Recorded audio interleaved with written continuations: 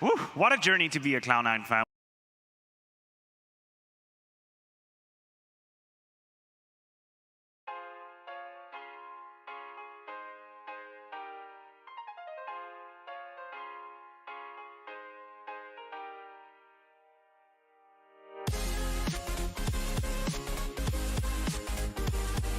We're very much here to play.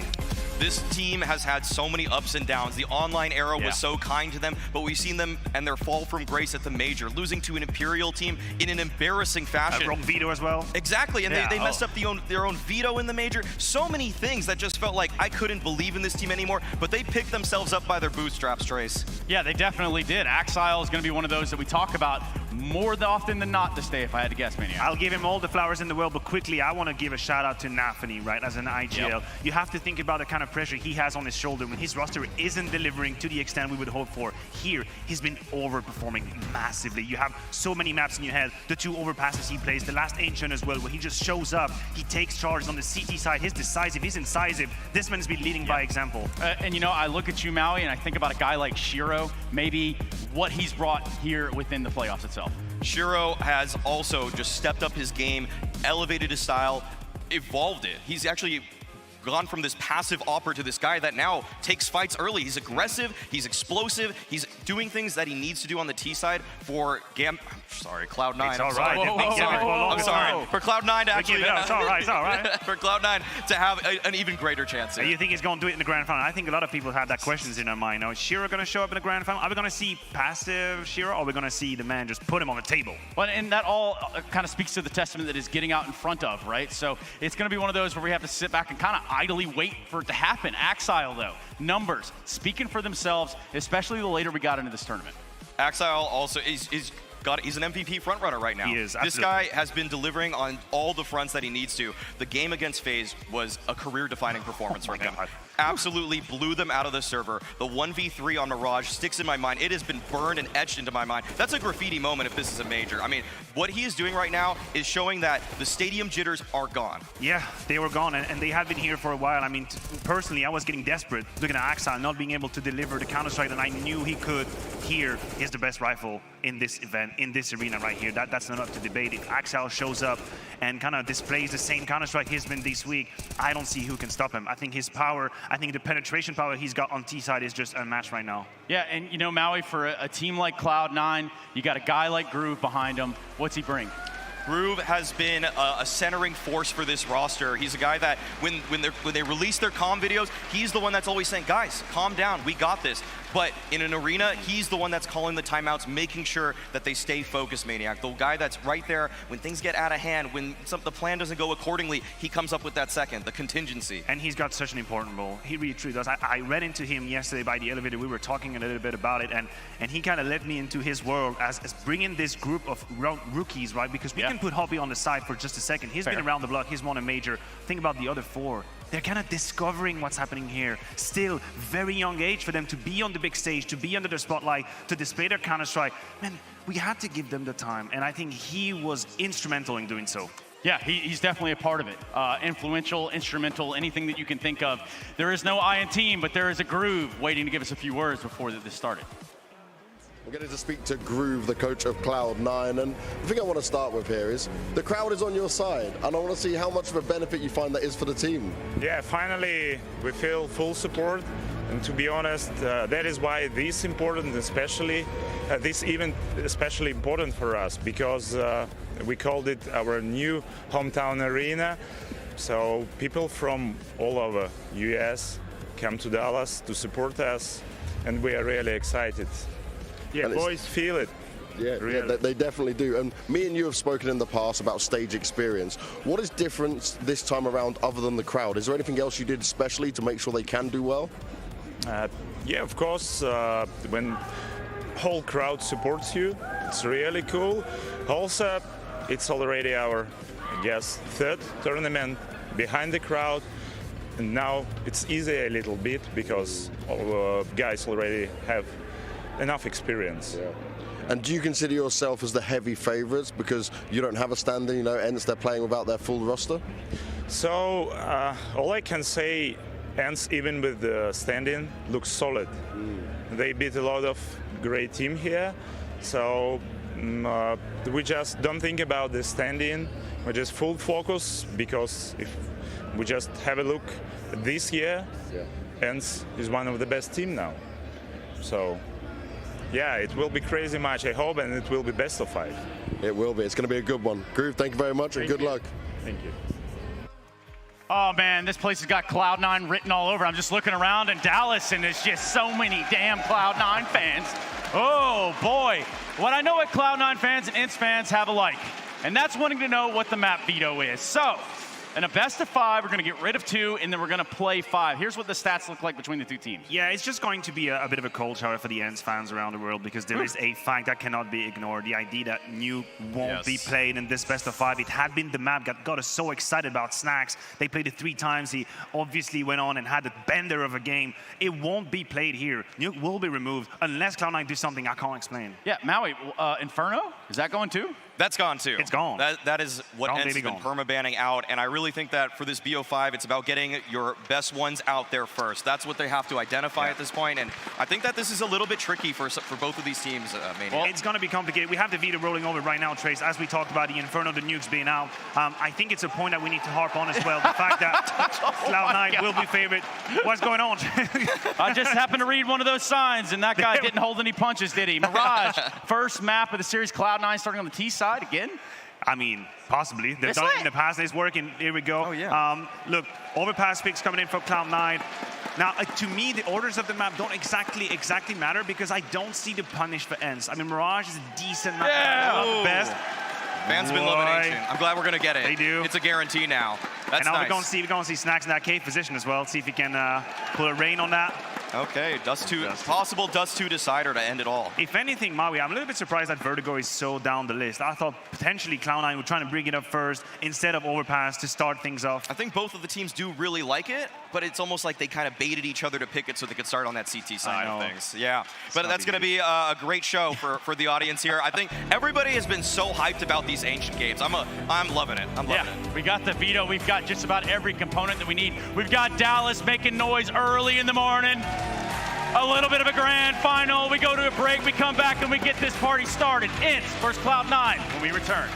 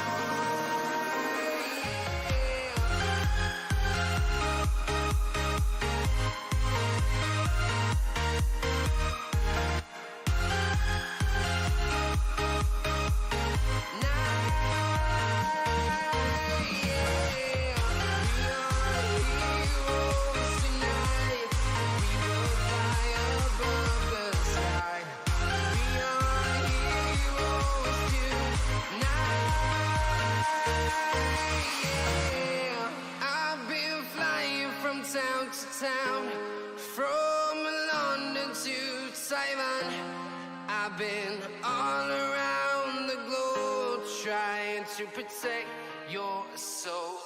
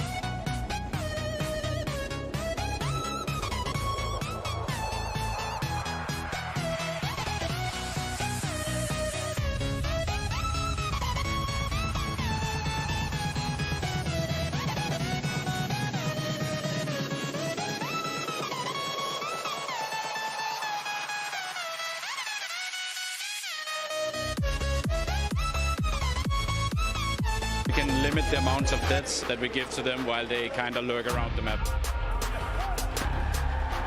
It's gonna be fine. We're gonna fight. Ence is a great team. They have like legendary stand-in. Snax is doing really great, to be honest. Tomorrow gonna be hot. Turn it up.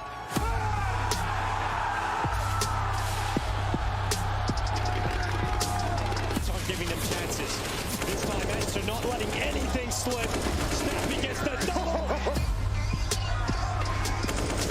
Oh baby, line it up indeed.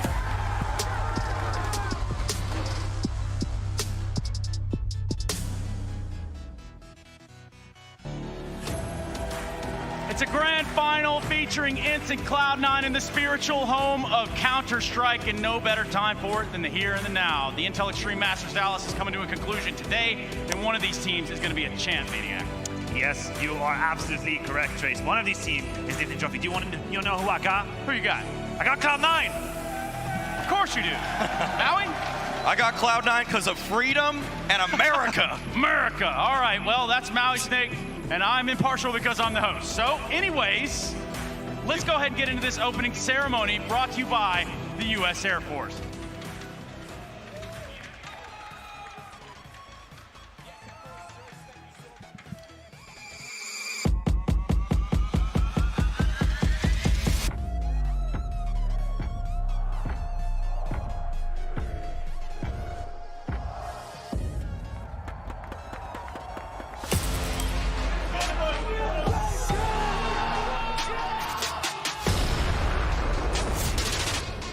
The Big Apple and Snax is hungry.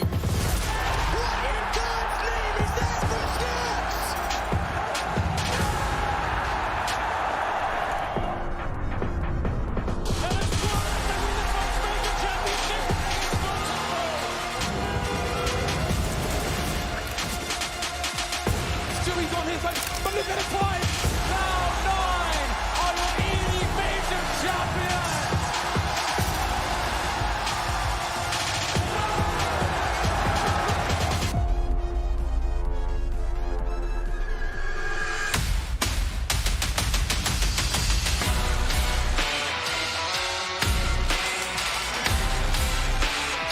Let's go, Cloud9!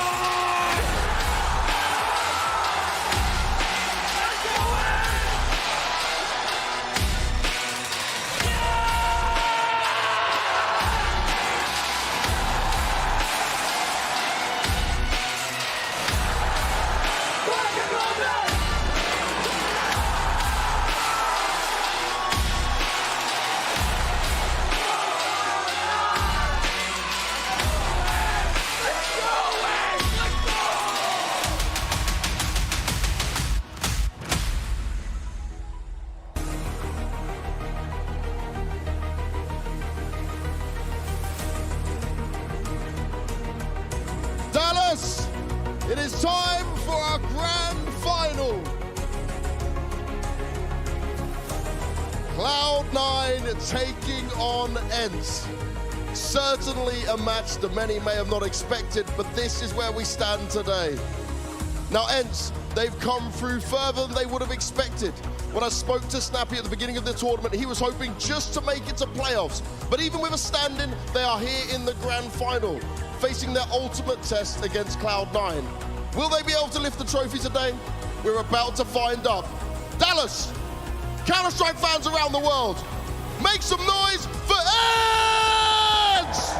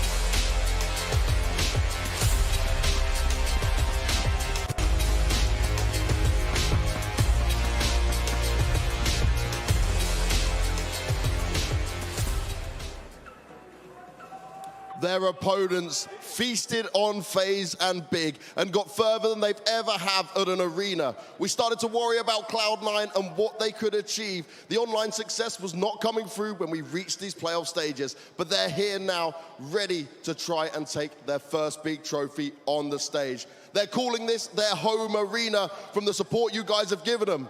So you know what time it is. Make some noise for Cloud9!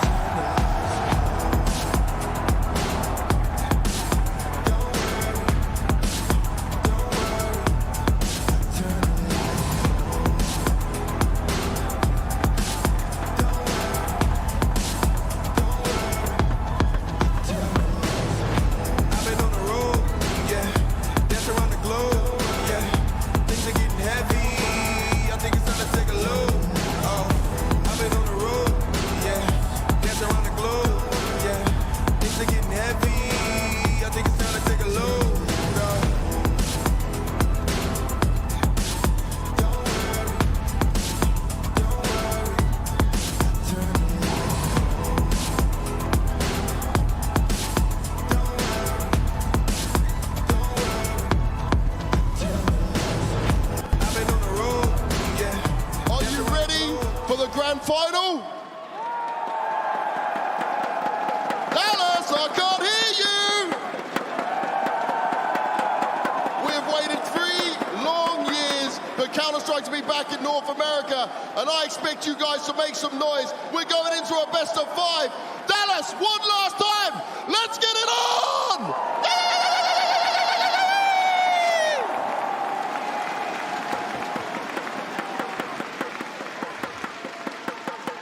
Well, well, well, how the turntables. That's right, it's time to get into a grand finals. And quite frankly, this one's got action-packed written all over it. Snacks and company coming in looking refreshed.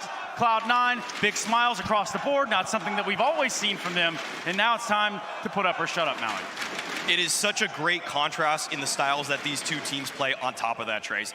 One side, you got Snappy with these explosive out-of-spawn calls, things that are going to get people going, get people roaring. But on Cloud9 side, it's slow, it's methodical, it's deliberate. And what's so interesting is that I think some of the criticism that we had for Cloud9 along these months of Counter-Strike is that they could take a page off the book of Snappy. They could be just a little bit more explosive at time, just a bit more in your face, a bit more out there, and I think they've done it. I think they finally have a bit more balance. But Snappy was talking about it. You have to be patient against them. You cannot give them the kills. They'll wait for you. They'll be patient. They'll draw you out into their claws. And they'll do it without a flashbang, Maui.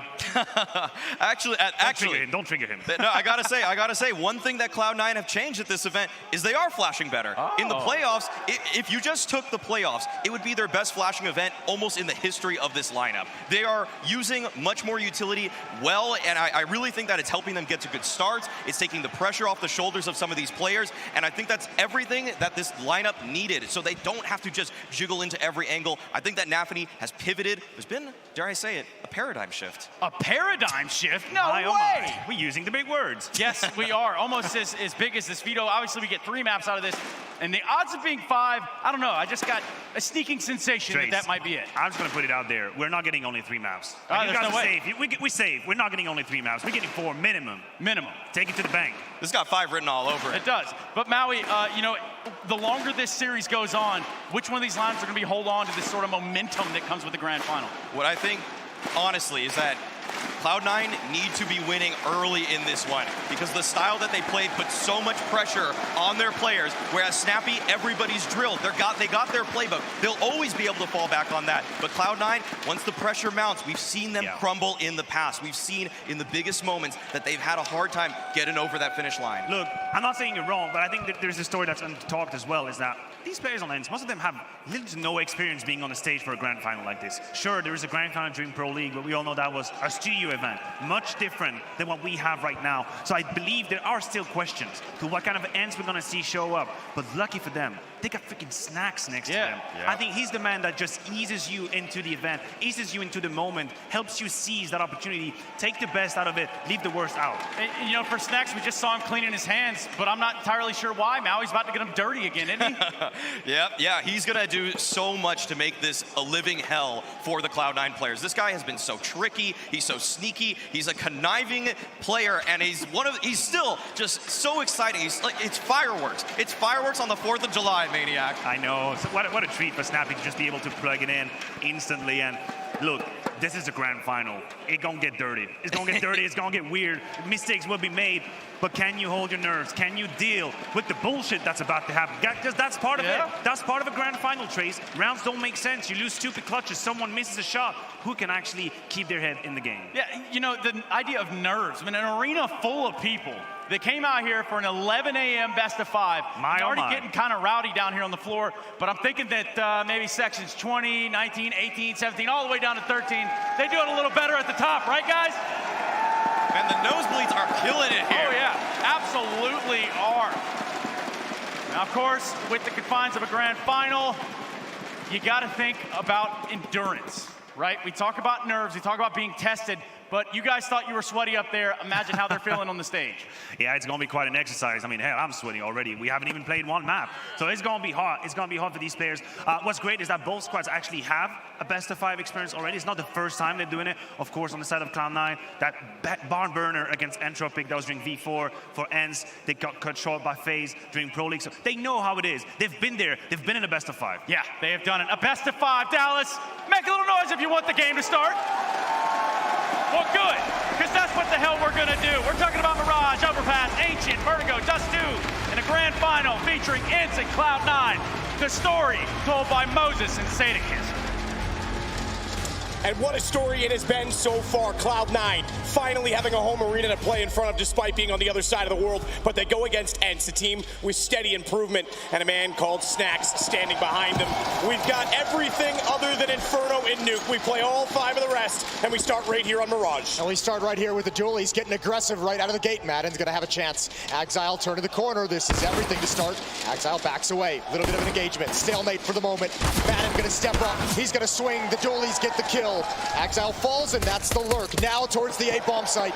D-Huz got one in middle, and all of a sudden it's a 1-prong attack for Cloud9. Pistol rounds didn't go super well for Cloud9 in their quarterfinal versus FaZe, but they were still able to pull back an incredible defensive effort. They're no stranger to being behind in these situations, though, because of that, and they're going to try and fight back. Bomb still gets planted. Nafany, all on his own, and able to shoot upward, might be able to catch one more, but he was being surrounded, and it's going to be Snacks with the kill. Snappy on the defuse, and Ence to start out this best of 5 with the first round. Yeah, they did a great job getting aggressive at Underpass, getting aggressive in middle, and making sure 2 of the lurkers, 2 of the other sides of that attack just were never going to be put into play. And once that happens, they can play so passive at the A-bomb site. They don't have to worry about anything. They can let Cloud9 commit themselves to the bomb site, and they've got them right where they want them. Good pistol from Ence.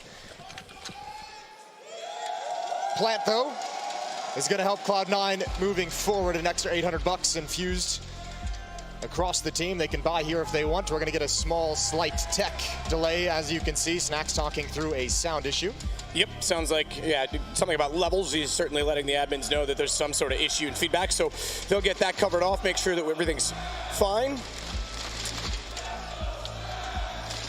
If I were to guess, just based on looking at what he was saying, there's white noise pumped into the over ears above the in-ears for obvious reasons, so crowd can't give too much away, so they can't hear us necessarily in the arena with us on the PA system. And it sounds like maybe the white noise is almost too loud, because he was kind of saying, hey, can we get this turned down? Yeah, he's like, bro, I can't hear anything. All I hear is snow. Well, 1-0 start for Ence. I mean, this is going to be such an interesting matchup. Cloud9 has shown great resilience through some of the adversity they've had to get here through the quarterfinals, through the semifinals, taking that map 1 loss yesterday before finally being able to overcome big in the second and third maps. Ence as well, just no quit in this team. They've been the same way. These two teams head-to-head is going to be absolutely wild. There's the fan section. Tank tops back out. Hey, turn that Flom sign around. I like the other one better. Yeah. It's good to have a little fun in the crowd already. It's great to be back in North America as well. It's been 3 long years since we were here in Dallas, and even New York was a distant memory at this point in 2019. And yeah. Okay, yeah, I'm okay with that, maybe. Maybe get rid of Mirage instead. I like that one. That one's good. Hobbit is my king. We take it. Yeah, absolutely. I love what you said at the start of this as well about Hobbit, the airport, saying these guys are the real deal. He has to be the leader. He's the guy that's won a major with the former Gambit roster. There he is. He knows what it takes, and he's you know, the oldest on this team, the most experienced in so many ways, and the most mature, you would say, outside of the server to keep a level head. So we do see him every now and then rubbing his, eyebrows when rounds go wrong, and the exhales, the stress, but he's the one that needs to keep this team grounded. And through a lot of the stretches that they've had in their various stage games to get to this point, Hobbit's been the one performing the best in the server as well, the most reliable in terms of his numbers, in terms of statistically within the game of Counter-Strike. But that voice, that veteran voice, that experienced voice, being able to just tell the guys, don't worry, it's going to take time, it's going to take patience, but we're going to get there. And finally, this is their date with Destiny, now on the big stage in Dallas, now competing for the IEM trophy, going up against Ence as well. And we touched on it also. Ence has had such an incredible rise, but the one thing they've missed through all this impressive run in 2022 is actually getting over that and winning a championship themselves. So both of these teams, incredible performances, incredible showings, and we've been waiting for one of them to snag a trophy, and they got to go head to head. Well, it looks like the headset is back on for Snacks, and he will rejoin the server, so did have to completely leave and reset a config issue or something along those lines audio-wise. Once he's satisfied, we'll get straight back into it. And no, they're not allowed to talk, obviously, during a tech, but I assume right now they're testing the audio, and that's why Snappy's looking over at him and having a little chat. Yeah, making sure it all works. In the world. So we'll make sure he's happy, but yeah, Cloud9 needs to keep quite literally the head out of the clouds and not get too carried away with this crowd either, because there is such thing as positive tilt as well. Yeah, the emotion too far ahead of yourself, you lose one round and all of a sudden it just stings. And the wind comes out of the crowd, the wind comes out of the team. You got to make sure you're able to compose yourself in that as well. I thought we might have seen like a small element of that yesterday as well, dropping that first map to big in the semifinals, and you think the emotional high that you're riding on when you overcome FaZe in the quarterfinals, and all of a sudden, to a certain degree, you feel like you've accomplished a goal, you feel like you've won an event, but it's just the quarterfinals. It took them a little bit of a map to settle down and get into things. And obviously they performed very well the following 2 maps afterwards. It's funny, I see Sheldon out there with his own self-made Cloud9 shirt. Every bit of merchandise that Cloud9 had here at ESL is gone. They're back. Jack's got to be absolutely loving this. He's obviously here in the crowd as well, getting this team over here to a North American event right away, and what an event. This is really it. This is them taking that step that we wanted. I mean, all event, Jason, we were looking for a narrative. What can we talk about after the major, after FaZe has just been killing everyone? Yeah. We want a contender. Not only did we get a contender, they knocked them out. Cloud9 has taken the step in the best possible way that they could. And the cool thing about Cloud9 making it to this stage and actually proving it is we know this is a team that can be a contender at every event moving forward. This isn't like a one-off event. We've just been waiting for them to take this step. So it's really, really awesome to see. Ence as well. I mean, it's awesome seeing them. I mean, the ability for this team to kind of adapt with Snacks inside the roster, losing Spinks, who's been a revelation, who's been one of the best players of this year, certainly the best player for Ence themselves, and to have to take that player out and plug someone new in had to be really painful. That had to be a kind of a worrying concept when they were going over the list of who they could bring in. It's interesting, you land on Snacks as well, because I mean, it's so sick that he's back. Yeah, it's great. Mean, we had the Imperial, now we're getting the nostalgia, the blast from the past, having snacks even the heavy Cloud9 crowd is like, we want snacks too. I mean, yeah, and all of this nostalgia all at once with, again, C9 tank tops, but it's, you know, he wasn't really doing much snacks. Yes, he's been playing on a few different teams here and there, but lower level tournaments, not really making his presence known on the big stage anymore, and certainly in the headlines as he used to, and they pick him. Sure, experienced player. You're like, okay, that could work maybe, but you don't know what we haven't even seen him really. Yeah. There's been no flirting to get back onto the stage, but he's just so happy to be here. I've talked to him a couple of times throughout the event. He's just always got a big smile on his face, just straight up happy to be back, as most people are.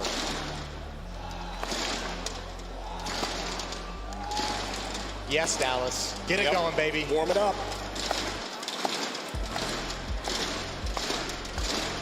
Viking chant in there. Filling up as well. I mean, early start compared to what we normally do in Europe. We normally don't start finals till 3, but obviously to accommodate all time zones, still just after 11 a.m. here, and the crowd's pretty packed out. Yeah, so. Nothing quite like brunch and Counter-Strike. Best meal of the day. Just about ready to go whenever Snacks decides. So pistol round, as you saw, went away from them, to them and away from Cloud9. Nafny trying to do what he could late. Won't get too into detail until I know the headset's fully working and we're back underway, but obviously Jason with a bomb plant. We can kind of read into where this might go. Yeah, well, it'll be interesting because they can make that decision if they want to go, if they want to chill in this round and go for some kind of a third round buy, just get the rifles out early. I mean, that extra 800 bucks is going to be huge for everyone. Yeah. Yeah. Hey, Ence, the airport is calling. Well, we'll see about that. Yeah, they have something to say about it for sure. I like what the desk mentioned as well, just the Snacks being such an X factor. I mean, that's what he's always been throughout his career. A guy who's changed the nature of the game, changed the way the game can be played. He's been absolutely stellar throughout his career. So we're getting word, Dallas, that the issues are resolved. Snacks has rejoined the server. One last time, before we get this game underway and take the pause out, in the crowd, do we have any Ence fans with us? And let me hear you Cloud9 fans. Perfect. Tech pause is finished. We're back into the game. Round number 2. Pistol round goes to Ence. It's 1-0, and we are going to get that second round by because of the plant we just mentioned. Galil's AK-47's picked up. Tech 9 on Nafny. Just a slight bit of utility. Keep your eye on that and how they try and activate the players. The issue is that he was losing sound intermittently and for 1 second at a time. That's been fixed. Dia absolutely slaughters Nafny topside of middle as he jumps in behind the box. And he's not done there. Rotates back over, tries to be dynamic, has to fall off the stairs, but it's Maiden that's able to follow up and take down Hobbit as well. So early round buy, as you say, normally these AKs, they can surprise. They have the ability to get those long-range engagements early in the exchange. Didn't even get any shots off, really. Yeah, not if Dia pins you to the wall right as you jump towards the boxes at top mid. That's a disgusting shot. That shut down Cloud9 real quick. Inters and Shiro, the only 2 remaining. And man, this buy has fallen flat. It has yielded absolutely nothing. Bomb is dropped at top A ramp. Here's that shot from Dia. Oh. That's brutal. This one as well. Smoke up in towards Palace. He wants to be aggressive. You can see Cloud9 starting to make their way up the ramp to challenge into the bomb site, but they didn't even get to that position. 1 minute left in the round. Yeah, bomb being guarded pretty heavily by Hades. Knows that it's just outside by Tetris. Didn't know when to smoke that off. Doesn't want to overextend. Meanwhile, looking for perhaps another point of entry. Perhaps for Inter's a chance to switch over to the weapons. I believe it was an AK that went down there, but he's already pushed up more aggressively. 35 seconds. If they can get an early pick, if somehow, he's looked away at the wrong time. Now they know he's there at least, but everyone's going to turn their attention because they're working in pairs in unison, and down goes Shiro as Inter's turns back, manages to find at least one of the round, but flashed up. No push on that. Thought they might, but window's going to be a problem for him as well. Nicely done from Dia as well, making himself a small target, tucking himself face into the corner. 2 kills for him in the round. Survives also. Ence only lose 1. 2-0. Opening map of the grand finals. Desk thinks we're going to at least 4. Oh, I think at least. I think this has 5 written all over it. Not least of which because you've got 2 teams playing extremely well and overachieving compared to what we have seen from them. But also you've got the element of a stand-in, which is, you know, it makes it hard to play against, but it's also iffy, and we have an experience in these situations. Sure, Ence has been in a few finals, but someone's going to fumble at some point as well, which will probably cause a map to go the way it shouldn't. And yeah, I think this is a 5-er. I think we go all 5 in this one. Maiden doesn't want that, though. He's not going to allow that to happen at all. Hades is going to kill it in with Nafny going down, and Dia closes out on Hobbit, clean and concise, and it's 3 for Ence. Yeah, money's built up for Ence pretty quickly here. Cloud9's got to be a little bit worried about that. AK-47 is going to be picked up across the board. Shiro had money for an op. It would have been glass cannon, so he goes away from it. Let's see what they can bring to the table. Slow and methodical team. They tried to kind of get some pace into that second round bye. It obviously failed. Here with all the utility they could possibly want, I expect they go back to that methodical, patient play we know them for. Early Molotov toward A main. Won't allow Hobbit to go any further toward the site and try and find a pick. Meanwhile, those shots down, Nafny finally gets one that goes his way. Smartly gets back as well, because a nade would have put him down 18 HP, but able to at least sustain a pick. That's nearly pulled back, though. Good find by Madden through the smoke. Hits Shiro down to 10. A lot of multi-kill potential, but look at Hobbit sneaking out. This is a good position to be in. Madden still being aggressive at the top of the stairs. 80's going to drop a smoke, trying to delay things as much as possible. Shiro and Nafny, the low HP players, both back at A ramp, letting Hobbit be the forward position. Here's the mistake they're waiting for. There's the patience. There's the pause. And Hobbit builds upon the opening kill, 5-on-3. Madden has really no backup. Snax is just rotating over now, but he doesn't have a play to make. Trying to get up close to Nafny, 18 HP as we said, but he's able to pop down and take the headshot cleanly. Inters does the same. Now we're getting the response from Cloud9 in their first full gun round, although we did have that early purchase in round number 2. It's on Snappy, 1-on-5, kit in his hand, but let's just look for exit kills, I think, for him at this point in time. Maybe update and upgrade that Galil with 5 AKs currently in possession of the C9 side.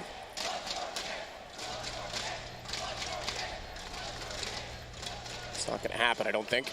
No, not at all. He's just going to chill, let this bomb explode. Nothing to really do, and he's in a point of no danger, really. Nobody close by, nobody hunting yet from the Cloud9 side. They don't have the cash for it, so good first round. I mean, you got to give props over to Nafny. The opening kill, a follow-up on Madden on top of the stairs as well. Nafny throughout these playoffs has just been sheer impact. Not the volume that Exile and Shiro put up, sometimes even Hobbit, but in terms of the impact frags, being in the right place at the right time, getting the opening kill that they need, this is a good start for him to make sure that Ence can't go on any kind of a run to start this map. Nafny, as well, as we said, was able to swing out. Madden was not ready for that close peek, didn't hear the jump across. Exile and Shiro as well, having an amazing tournament respectively. That's phenomenal. Been such a key for the success of Cloud9. And here's Hades trying to find an off shot down mid. They're going to boost up 2, in fact. So 2 players going, Snax included, toward the ladder room and catwalk respectively. That's going to try and hold the close smokes so that they can't pursue any quick stance of mid and therefore split the A side early. As a result of this, though, look at the defensive setup. Yeah, heavy lane. A little bit of a read coming in from Ence at the moment. It's not the correct one. Cloud9 just playing a similar kind of round as they did previously. This time, no opening kill map, and he's not nearly as aggressive. Smoke to allow him safety to cross, making sure the catwalk angle is taken away. And he's going to work in tandem with Exile from Underpass to take mid control. But they've got a surprise waiting for them on ladder room. Shot out, Exile. Absolutely right, though. He finds the opener. Snax gets caught in that vent position, but they're not aware. The AWP is also there, and now Exile knows he's got to go. He's got to make a play. Luckily, he's got players inside of the A side already, taking down the players that would have been able to catch him out, but he's still found by that AWP he was searching for. Dia, long shot onto Shiro, and now just 1-on-3. Knows information for 2, but how close is Hades? He knows. He's smart. He's ahead of it, and he's got this in a winnable situation with 20 HP, but will he read this flank from Snappy? He didn't pick up the bomb. That's the crazy part. He's going to have to go back forward. He's going to have to go right back into the flank. Snappy is already up. He sees it. He sees it. Snappy knows. He's just going to hold this position. Snappy wins this now. And Hobbit overthinks it. He doesn't know it's a flank. He thinks he's trying to catch off a rotator. And you're right. He was too far forward in the battle to get that bomb on the way by. He had a chance to grab it, but I think with the low HP, I think he's hoping to catch Snappy out on a rotation, an awkward fight, an awkward timing that Snappy just didn't expect, but it wasn't there. Coming back for the bomb, the trap is sprung. Ence respond immediately. They lose the AWP. They lose 4 weapons as well. Money's still going to be low, and Cloud9's going to buy again. And this was what changed it. The op, I mean, coming out of Palace, you got the kills inside of the site, but Exile then turns around to go back for it. If he wins that kill at Connector, they might actually still pull off the round, because then they don't have to worry about this position from Hobbit taking down 2. And yeah, he had no idea where he was. Snappy was well positioned on that one. You could see the angle in the replay as well. Hades looking at the low angle, just holding it at the bottom of the stairs, and Hobbit peaked up a little bit higher than he expected. Couldn't adjust in time.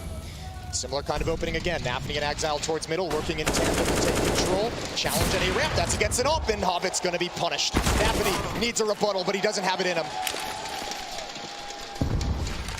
Shiro trying to find a pick those skill, but gets caught up above. Second time he's gone with the confidence of fully peeking up those stairs, and he gets traded out from Palace, but Palace needs to be more aware of that position. Cloud9 losing all their engagements. Ence able to shut him down. Overwhelming aggression. Inters is the only one left, and you can see on the map, they know exactly where he is. They know what position he plays on this T side.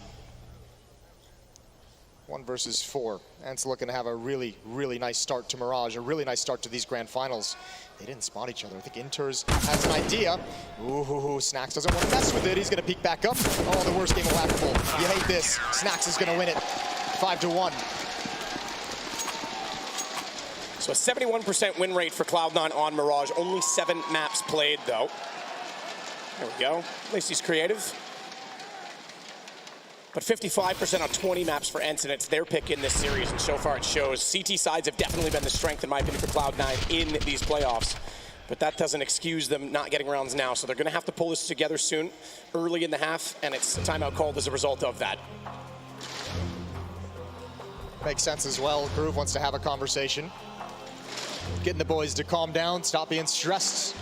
Don't think about the scoreboard. Still plenty of time to adapt, plenty of time to find the solution.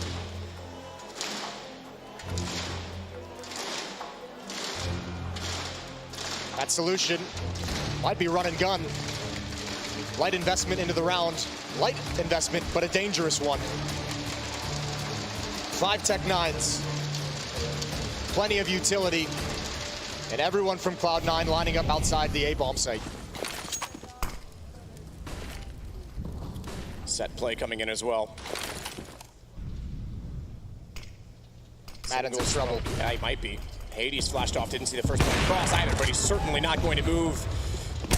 They're gone to it. They didn't run that direction. The op shot keeps them locked in toward Vectors, and it's not going to yield anything at all. Shiro just wants to die. Manages 1 kill at least, but he'll get put down immediately after. And the winning continues for Ed, 6-1. Yeah, that seemed a bit disorganized. Seemed like Cloud9. I mean, obviously Hades with the pick kind of throws that to hell, but they wanted to attack towards the wall of smokes they put up, push through with the flashbang, and attack towards top con, attack towards jungle, and they just get picked apart on the way in. And unfortunately for them, that was such a dominant round from Ence's defense, they didn't spot the switch up, the change. Snax has an AWP as well, so double op set up for the CT side.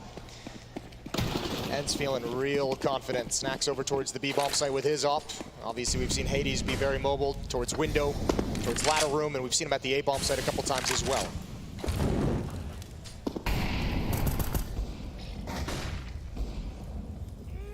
Well, flash for underpass to make sure that they can clear that. Not uncommon that you can get aggressive in middle and they'll sit back and slow the play a little bit. Snax, you're right though, this secondary op could be a huge problem for them. Well, I mean, the question too is, you know, Snappy's up there with him, but Snack's gonna have that deep angle with the AWP. Snappy's there just for kind of comfort, right? But at some point they're gonna say, okay, Snax has information deep into B halls. I don't need to be here. That's a resource we can shift over towards mid, over towards the A bomb site if we feel that part of the map is under pressure, especially when this attack starts coming in, when Cloud9 start moving across the map. 1 minute left. Run boost mid, smoke already out. Flash not well timed, but doesn't matter. Nafany's safe behind the boxes this time. Go back to the start when he didn't quite make that jump look so easy. And got killed in the process. Still hanging out toward Connector, has Dia on the other side. And he takes an aid, but goes down just to 83, and he's about to have company as well. It's actually Snax that rotated off, not Snappy. They put the op in towards window room, but that's blocked off. He's gonna have to hustle back to the B-bomb site. Dia, first contact. It goes wrong. It goes south for Madden as well. B-bomb site in trouble, but they've got 2 defenders here. And one of them is the AWP they haven't yet seen. They know now where he fired from, but they aren't ready to face him because Snappy still holds the angle below. Exile's patience pays off. Hobbit's got Hades down, so it is all Snax. Switches from the op onto the Tech-9. He knows he's got to be up close, and he's got to get personal. 11 seconds. If he holds off the plant somehow, he might have a chance in this. this. They have to go to it 6 seconds, but Exile gets the kill instead. He almost had that. He almost had that second kill with the close range Tech 9. That would have been something unique. Something unique that only Snacks can bust out. 6-2. That round almost slipped away from Cloud9. They get the opening kills, but the ops start ringing out. Hades with one, Snacks with the other. Long range, and that was close. Exile with an important frag at the end. Still, double up setup for Ence. They like that. They go right back into it, but that's all the cash that they have in reserves. 4 players on $0 after this round. Critical for the defense to hold on here. Speculative shots from Hobbits. Oof, that just basically told them, yeah, throw a nade at me, boys. It's fine. Oh, and he gets caught. Oh, his own doing as he fires, and then everything gets thrown at him. They catch him in transition. Snappy caught in transition, however, in the B site. Does at least get Madden coming back toward Catwalk to cover off the ensuing kill, but Inters is following up on that. It Snacks again. With the secondary op, Inters has got him down. He was not aware to come through the smoke. It's Dia that wants to play on both sides of it. He knows a Molotov's gone deep, and that's exactly the signaling he needs to go back out. 7-2 for Ence. Yeah, I mean, Ence using the Dia to smoke so well. That smoke towards market window missed its mark. It gave Snacks a little bit of a one-way over the top right. That was a perfect shot, an easy shot for him to help recover this round, and obviously at the end playing between the smokes to get the final kill. Dia able to shut down Shiro. Would have never expected that. 7-2, and that's important. Ence hold on to the money, Ence hold on to the advantage, and they hold on to both AWPs. Some chat in behind them. Definitely a slower start than Cloud9 would have wanted. Shake it off. It's a long series. Started slow yesterday as well. Lost the first map of their semifinal before recovering. The dominant third map on Ancient. That's a third map in this series as well, so we're definitely heading there, and Cloud9's got to be happy about that. But at the moment, all thoughts on Mirage, all thoughts on finding the weakness in this defense, down 5. Forward again, Snacks. Not quite capable that time. Checking close. He's going to get tagged up. Took it on the shin, goes down to 69, backs away as well because he could hear some footsteps below him. Snappy with tons of information, pushed way, way up. Deep smoke as well. He's just saying, guys, chill. They're in your direction. I feel no pressure. Snacks is frisky in the early going of this game. I love it. I love it. I love that he brings this secondary op into the play for them as well, and making things awkward. Dia's loving that fight. You called it out a few rounds back. That's like the 3rd or 4th time we've seen him just swing to the top of the stairs, look down A ramp. He finds one at Palace this time. And now Hades can be put into play. Ooh, yikes. Just shoots over the shoulder, not quite landing. Sees that they've gotten a little bit further up inside of the connector. He's going to swing to get an angle. He knows he can hold it, gets the second player in action. Ooh, and he's not aware, though, maybe, that that was a second player. He may have thought that was the same body, but Dia's going to put those bodies down. Okay, Shiro. 16 HP. Headshot as he ran by. Gun grab of Maiden. Too quick on the case and won't let him get momentum. It's 8-2. Yeah, but this is pretty decent damage, economically speaking, for Cloud9. Even in a loss, 3 kills in the round, they're going to be pleased with that one. Good investment from them. Op is out in the hands of Shiro. Still, Cloud9 has gotten to the point, I think, twice in this game so far where they could have reset the money events, and this is how they're going to claw back in and close the gap on the scoreboard, but they're not able to get over that hump. They're not able to win that important round that would finally give them the advantage to take some momentum forward. 8-2 in the favor of Ence. Single up now. Snacks doesn't have his any longer. So he hits the smoke, but did that also affect his jump? Because Snacks falls down despite trying to go for the fence grab of mid. Yeah, but Homeboy is so good at improvising, he's going to be fine with it, even if it's not what he wanted. Well, he'll hold it. He's down there. It's going to be a contest. We've seen this flash for the peak a few times, but not in this case because Exile's already thrown that flash and no one's there with him. Snacks sees it. Has to get out of the hallway now. He knows it's linear. Tucks himself in. Smoke down. Exile just doing everything. Oh, this is even better, Snacks. Doesn't run away. He makes it look and appear as though he has with the safety in his own smoke, but he wants more of this. Snacks is a crazy, crazy man. Pulls the ripcord, he's out. No one there to punish from mid. Run boost is going to go over the scope of Hades. He might have spotted an ankle. He saw the gun barrel too. He saw the AK go past the wall. He knows what they've done. Immediately, you can see his mouth moving. He's communicated that, so they're fully aware now that they have someone toward top side of middle. And Hades also aware there's a timer on his safety with that smoke down. Snax has given up the underpass. He knew there was a player there. He also has to relocate in this position. This is the final smoke events, the final tool they have to slow things down. Cloud9 have played this so patiently that running out of utility is the defense. Diha, again, first contact, but it's Nafany to open things up. The man with fantastic impact does it again here in round 11. Snax in the corner, though. He's going to hold the first one easily. Low HP. Snappy's got the savior. He tries to turn it around, though, because they're also coming in from the apartments, and Snappy holding in the jail cell. Not sure which way to look. Tries to play the safe side, but the boat's going to wrap on him, and he's not ready for it. Couldn't cover the angle. Hobbit gets the kill. And Cloud9 finally get a third round. Yeah, this is the one they needed. That's the knockout punch to take the wind out of Ence. No money left in the bank for the CT side. They're gonna have to buy what they can. They're gonna be saving too no matter what. So investing, Madden's bought down to $100, Snappy down to 50, Deagles and Armor's being picked up. Cloud9 with the chance to go on a bit of a run of their own.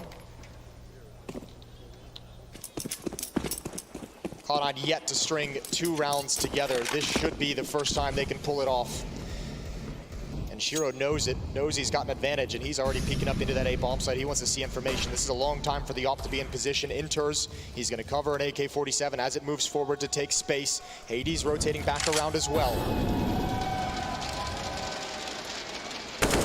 Exile already aware of the positions. Top of connector. Again, he has had free reign of that. They're not going to allow it this time. Oh, jump on through. He's transition. That's as scary as you like. The monster in the closet comes pouncing out right by Exile. He was in the reload because he thought, well, my teammates got the position, but now that smoke is going to be a nuisance because Exile is forced to contend with this, and it's going to buy time. He tries to get away, but eventually is revealed. Have they revealed? Oh, he sees the foot. He saw it. I was going to say, as they revealed that there's more inside of middle, and finally Exile goes down. Enters is there, at least, to make good on it. Madden couldn't land the shots. He's the last one remaining for Ence. Cloud9, that slow progression into the A bomb site. He might just want to back away with Armor, save this Deagle for the next round because Ence probably shouldn't be investing anything moving forward. Into round 13. Cloud9 close the gap. They're going to get up to 4. Still trying with that Deagle at range. He knows that the money is tight for Cloud9, so take anything out of their hands now. Beneficial. They're not going to overextend on that. They know it's just a Deagle. There's not much need for it. Sure, he's got armor. He can upgrade. Fine. They just want to keep their economy going because still quite a few rounds left in this half. Start round 12 with an 8-4 score. To get 3 more in a row, Cloud9, to make this 8-7. Every single half they played against FaZe in the quarter was 8-7, so that is definitely winnable for them. Yeah, well, the nice thing about winning 2 in a row is this kind of settles things down, settles the team down, and you can start really focusing on the game plan. Groove's had to call 2 timeouts to get him into this position. Another round should be relatively straightforward for Cloud9. Madden's the only one with the armor. 2 Deagles picked up, and that's it for Ence. Snappy and Madden. Cloud9 opening this round with their default spread. We've seen it a number of times. Exile into the underpass, Nafany far back in mid looking for any kind of aggression, and there's a little bit there as you can see Madden pushing up. Hobbit, Shiro, and Inters. Oh, Jesus. Wow. That's the shot they wanted. Oh, he's done damage as well. Exile on 60, so not as bad as it could have been with that Deagle staring him down, but it's a good start for Ence. That's the gun that was saved. Working in pairs, they rotate back across the map as well. 2 toward middle and 2 coming in through the vents. Snax is gonna go hunting right now as well. Yeah, he doesn't really have the weapon for it though, does he? Shiro spotted it out. No, I seem to remember Snax being pretty decent with the USB. No, he gets an AK and head armor. That ain't never gonna work for Snax. There goes Hades. Snappy's Deagle yet to be put into play. And these are the fights Cloud9 wants. Shiro loves this at range with the rifle. I think Snappy and Diha trying to orchestrate a double peek. They do, they swing wide, but Shiro's tucked himself behind the boxes. Snappy gonna close the gap. Shiro should know this. Rest of Cloud9 have overtaken the B bomb site. It'll be a 5th round for C9. Hobbit planning it just to make sure that they don't delay on getting this one done with. And I mentioned it as well, CT sides were so impressive. Defensively strong for them in this event so far that, yes, just getting a few rounds, up to 5, totally putting themselves in a great position. They won't stop there. There'll be an investment from Ence again in the next round, and they'll be building up toward a 4th loss bonus if even they lose that, so they'll be able to buy for the end of this half. But how much utility defensively are they going to have is the next question. They're not going to be able to carry anything over from this round at all, as they're all in the grave at this point. It's not going to be the prettiest buy in the world. They're going to be missing some things. And remember, they've really enjoyed that double up setup. They don't have the money for that either. Hades is going to pick one up, but he's going to have no armor. So there's one critical piece of equipment not in the hands of Ence in this next round. Timeout called. This time by Ence on the defense. This time they want to make sure they can get back on top. It's been 3 rounds straight for Cloud9 to come back in this half.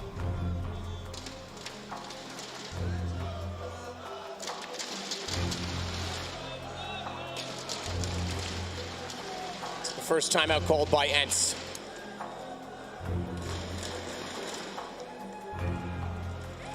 Bit more silence over on the Cloud9 side this time, and back underway. Coach is muted.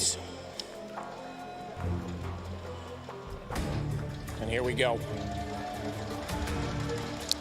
That's so nice for Cloud9 though. 2 rounds they've been able to scrape together against just pistols. Nice and easy.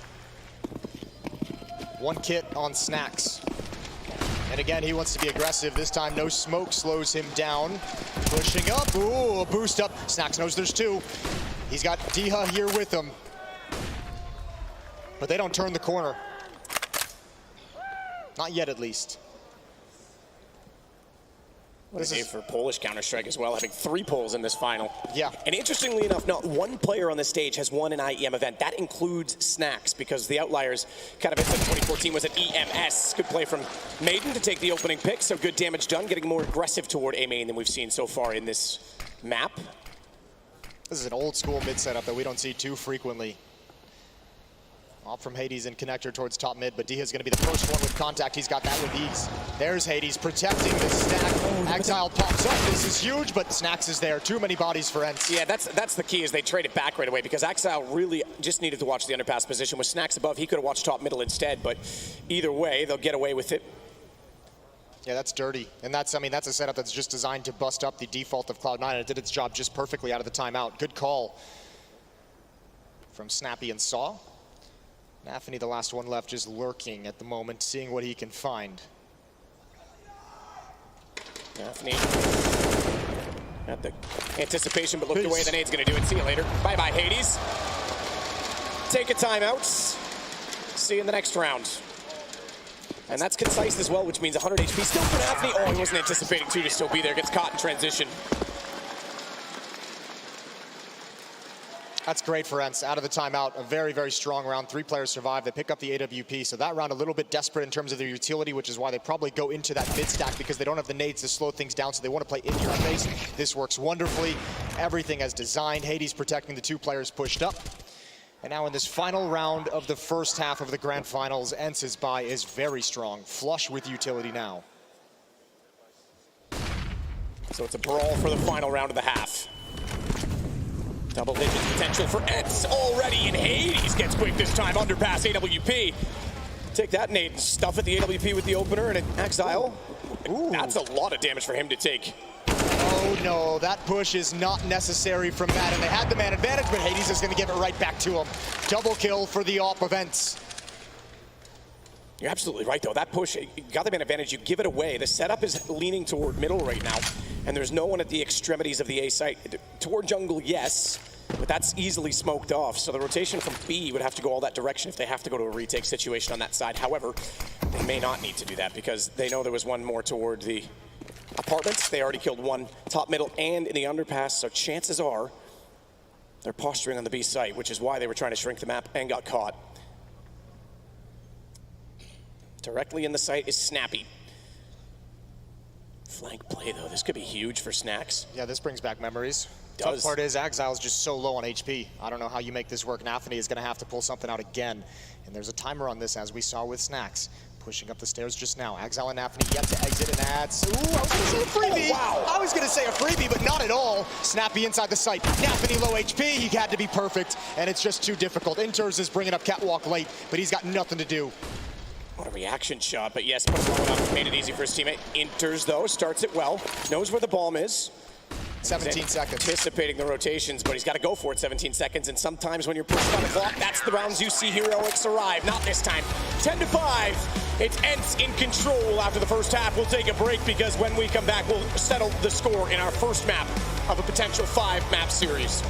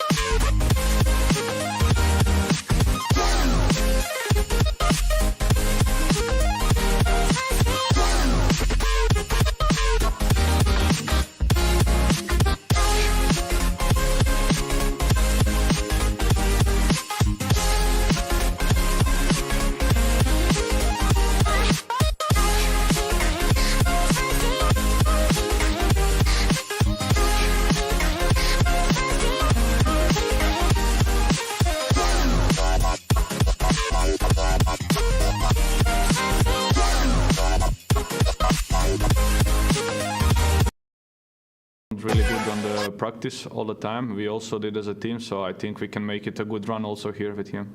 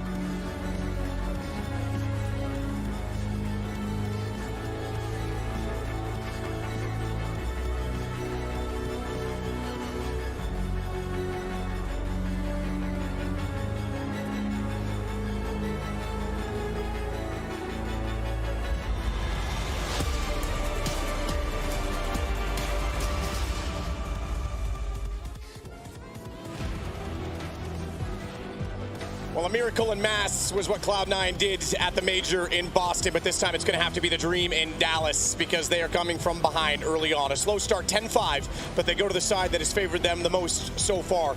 They play defense. They'll start out CT now. Yeah, slow start, but they did just enough. Groove did a good job with the timeouts to get them back into this game. A nice little 3-round stretch there at the end, just clawed them up to 5. So plenty of space for them to work with. And as you mentioned, these CT sides for Cloud9 throughout this blend, throughout these playoffs have been so powerful, so strong. They'll need it again here. Exile, Hobbit, and Nafany on the defense of the A bomb site. They're going to get a lot of action heading their way. Hobbit already tucking himself into it. Close position at Sandwich. Could easily catch them off on the way by. He's going to need some utility support in order to do that. Some distractions, and he gets it.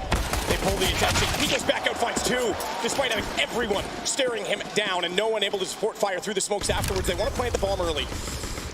So they're going to try and do that. Shiro, though, is going to take advantage of the smokes placed for him. Exile pops out. Reverse firebox smokes the whole time, and he'll get 2 to close it out. They win the pistol. Yeah, a sneaky pistol round with Exile in the position and Hobbit over towards Cubby. Just enough bait from the ticket booth as well to make sure that Ence's attention will be there so that Hobbit can have time to get that first and second kill, so that Exile goes unchecked.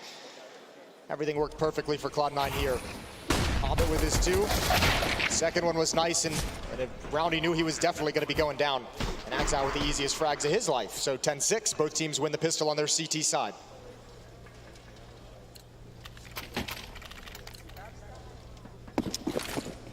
And they'll go straight to SMGs. Interestingly enough, we don't see the UMP too often. I should say he, Nafny, is the only SMG. But an interesting choice for him.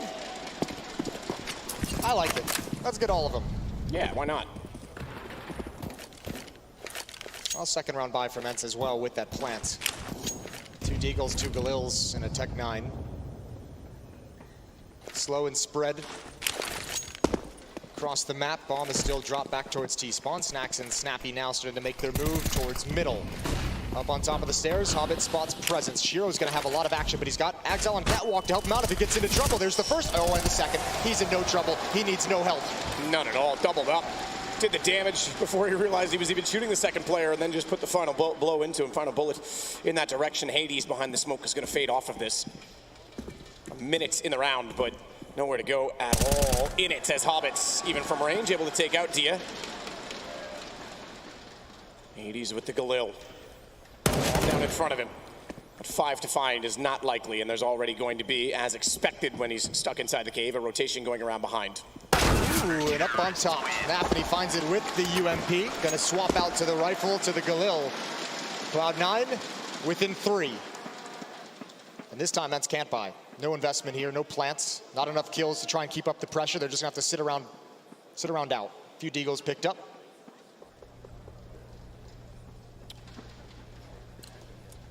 Scary if Exile can get rolling the way that he did as well in the previous series.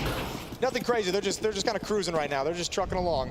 Everything's going fine. Shiro with 13 kills, Inters and Exile with 11 each. On the other side, it's Madden with 15, Hades 14.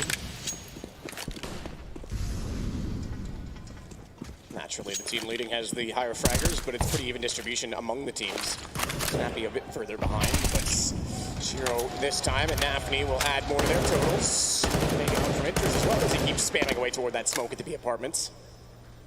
Dia waits for the reload before he peeks back out and tries to walk that direction. Snappy still just covering off the top side. Ooh, clean and concise. Speaking Not of which, bad from Snappy. I was gonna say, he's got one right back. Cloud9's defense holding these angles, they're all rock solid at the moment. Individual talent of Cloud9 shining up against unarmored opponents. It's just Hades left. He does have the bomb. He needs one good shot. One good shot on Inters and he'd be able to get this bomb planted, but no idea where he is as of yet.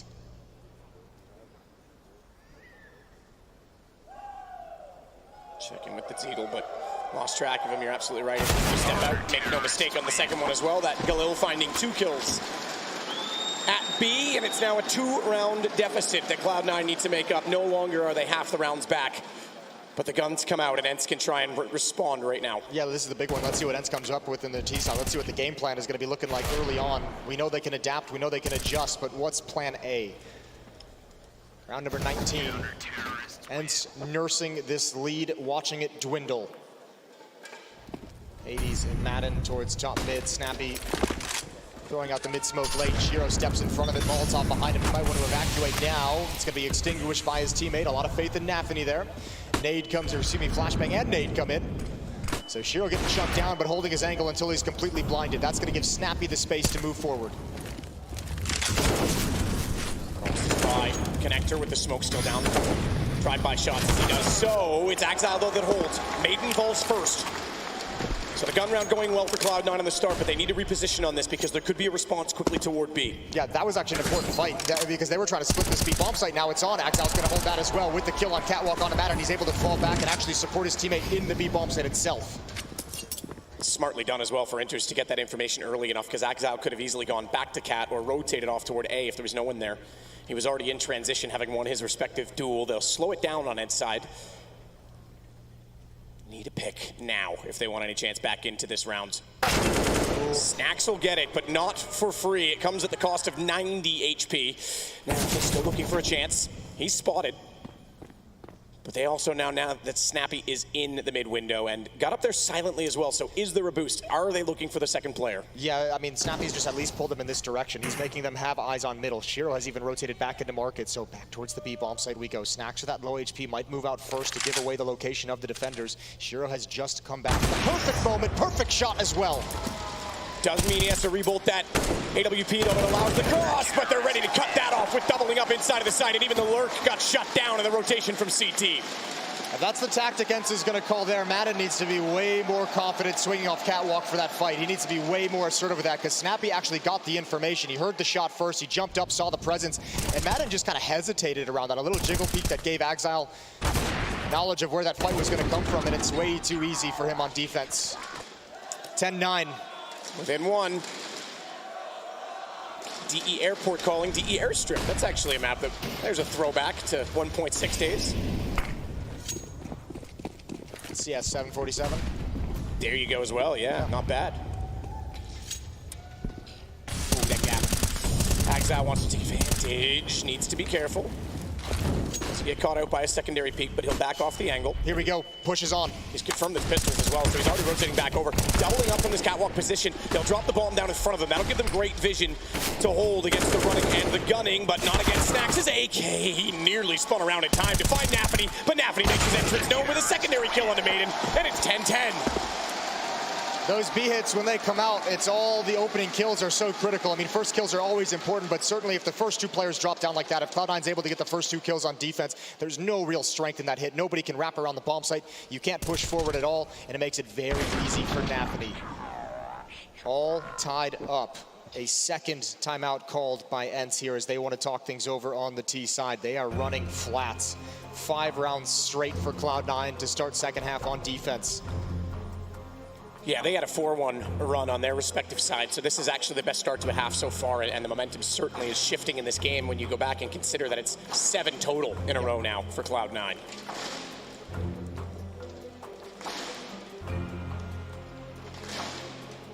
What does Ence come up with? Light buy in the previous round allows them to invest quite a bit going into round 21. Hades with an AWP, no armor on him. For Ence, when they've hit some struggles yesterday in the semifinals, it was Madden who stepped up to provide openings, to breathe some life into the Ence team. Once again, keeping things simple. Madden just lurking towards the B bomb site we go. Hades lining up with utility. This is going to be a timing hit, and that timing is right now. Hades has been leading the way with utility damage, speaking of that, but we'll see if Cloud9 starts to stacking. Maiden starts it, oh man, so fast. What are you supposed to do? Yeah, you ain't tracking that whatsoever, and Cloud9 is not even messing with this round whatsoever. Ence are going to regain the lead. So B has a bit of repetition right now, and perhaps there's something in that, and that will force Cloud9 to have to address that situation by either getting aggressive in middle early or putting more manpower on that side of the map, and obviously that opens up a potential A hit. I mean, this just shows Snappy as an in-game leader, not afraid to take some risk, and obviously Snappy as an in-game leader, a lot of faith in his team to be able to go back to that, because Cloud9 have shut down those B hits a number of times already in this, and Snappy's saying, all right, they'll never expect us to come back to this again. They've shut us down twice emphatically. We're going to go right back at it. They find a round where there's just an AWPer with no support, with nobody keep space, and that MAC-10 does its job. And not only that, they do it so quickly that Cloud9 couldn't get the information that's allowed those rotations to work so well for them in the past, with Axile getting the kill out on Catwalk, rotating back in, Inders as well, holding so successfully, like you say, not there that time, so they couldn't respond, and certainly one way to beat them. I think Snappy's reading that. He reads that the rotations are actually faster than their hits. Yeah, well, now let's see what they've got after this. They finally kind of got their first round on the board. What can they do to build upon it? 11-10. 2 ops on the T side. Snacks picked that up from Shiro, from his MAC-10 that he got the kill on in the previous round, and he said, you know what, why not? If it's going to be free, I'll take it. Well, this is one of the things as well. How do you counter-strat a team with a stand-in who's going to pick up a double op that they don't normally see? It's a whole different look, so it's absolutely could catch them out if they're not expecting his positioning, especially T-side. Like you say, first shot through, Nafany gets lucky that clipped at the edge of the wall. You can see the bullet hole just on the right above the fence. Yeah, very fortunate. Axile going to try and clear out that position, hoping nobody's lurking there, and he's exactly correct. Molotov ticks nobody. The other op is on Snacks' hands. That's in Palace. Yet to make his play, stuck behind a smoke. Another one's going to come in, so Snacks is going to be stalled out for a little bit longer. Mid presence and mid control for Ence. Madden, Hades, and Snappy at top. Snacks with the second op. This is not a bad position to put it in as well, because if they head back over toward A, he can find a quick pick. Utility is going to be so important to keep his vision down, or it's going to have to be a perfectly timed push from Hobbit to cut off that op up close. Smoke in the window and a flash as well. They'll start to try and take over the connector now, and Snacks is still not pushed up yet. He's still not really in position to capitalize, so no information from him. Axile. Is that going to spread? It will. He's going to burn.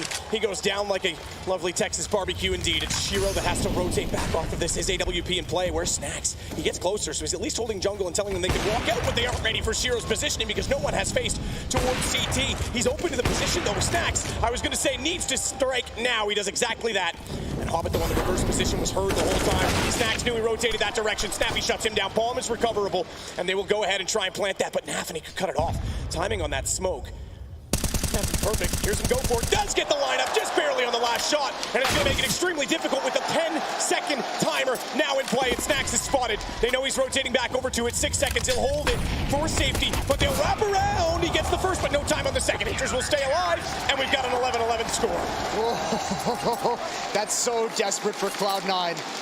Throwing bodies into the mix. Ence did such a great job of cracking over. That second off Snacks, whole time waiting, pounced perfectly to take out Shiro. Hobbit had good position, and Ence handles all of it perfectly, but the spam down to the plant inside the smoke was absolutely everything for Cloud9. From there, you can just throw bodies because there's no time for Ence to work with. Tied at 11. Ence changing the pace again. Here we are, fast up the A ramp, smoke at the top of it, but they don't care. Madden leading the way. Hobbit hiding inside the side, blinded at the worst moment. Madden beats that. Snacks adds another one. Through the smokes we go, and the A bomb site is lost. Cloud9 yet to take the lead in this game, and it might be the same again now as they tie us again on 11. Immediately, the pace is the call. Catch Cloud9 out because they can beat them so quickly with these takes, and the fearlessness of Snacks as well to run through those smokes. This is what's made Ence so much fun to watch over the past few months. This kind of calling, this kind of gameplay, mixing things up fast and slow, changing the tempo on you. So brutal. Now, the unfortunate thing for Ence is some of these rounds where they've gone fast-paced towards the P-bomb site where they got 2 kills and the round was over. Now this one where fast-paced, they get the 2 kills. Cloud9's never wiped out of their economy. They never have to spend all their money to rebuy. So, I mean, even in victory, it's great. You're climbing up the scoreboard, but man, you would love to be able to break this C9 economy, but they're just playing it so smart. They know that these rounds are impossible to go for, so just keep the weapons in hand.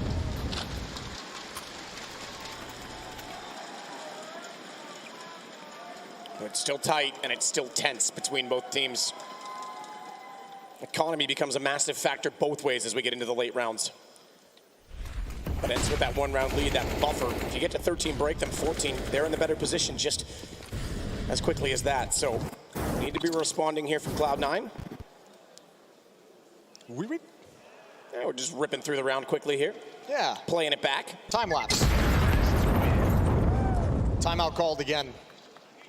Another conversation needs to be had. This is Ence. Pausing the game, getting Saw involved in the conversation. Timeout with a 1-round lead, but setting themselves up for the last few rounds of this opening map. Both teams have money, both teams have a buffer, both teams can sustain a loss and be okay moving forward.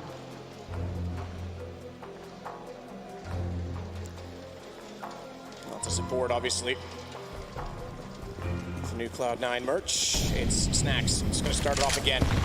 Molotov as well as a nade for anyone that was inside of the cave. So they tickled them. They wanted to scratch in after, but Snacks not quite that close. Only takes 15 damage.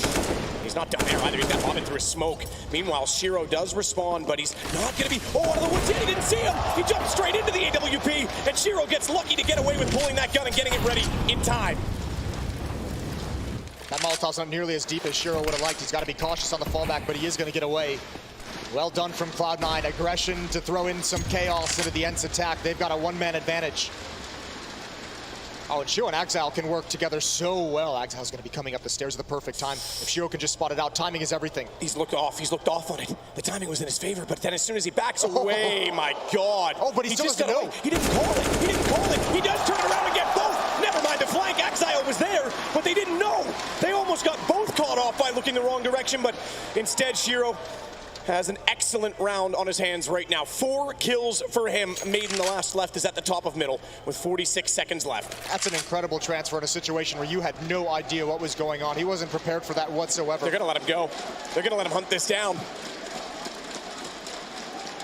He should. Started the round on the AWP and switched over to the AK, excuse me, because knew he wanted to get the position to close this down. Go get the ace in the grand final. Just go for it. Not going to overextend, though, is he? He's being smart about it. He's being disciplined. They'll clear out window and ladder. And then naturally he will check top middle next. No, I take it back. 16 seconds. His position revealed now. Shiro's going back. Let's see if he can find the 5th. Get it, baby. I think he's just too slow. Madden's going to sneak away, but 4 either way is an excellent round at the exact time they need it for Cloud9. Especially coming out of a timeout where you call an aggressive play as well. What a time to deliver with it. Off is even recovered. His buddy Exile picks that up and is going to drop it over. Spots the legs through the smoke. This was the wild one. Whoop. All right, we take that. We take that all day. And the incredible double kill spray down afterwards. Missed shot from Hades. It had to have been a quick shot. Couldn't have been perfect. No setup. Live in around 25, it's 12-12. Smoke close corner on catwalk, but even if they want to try and use that to cross, the Molotov is there to make it an awkward situation, so they have to be a bit more patient. Nice timing on the flash, though. Exile couldn't catch them. Couldn't get that clean shot up the wall. There with a bit of utility as well.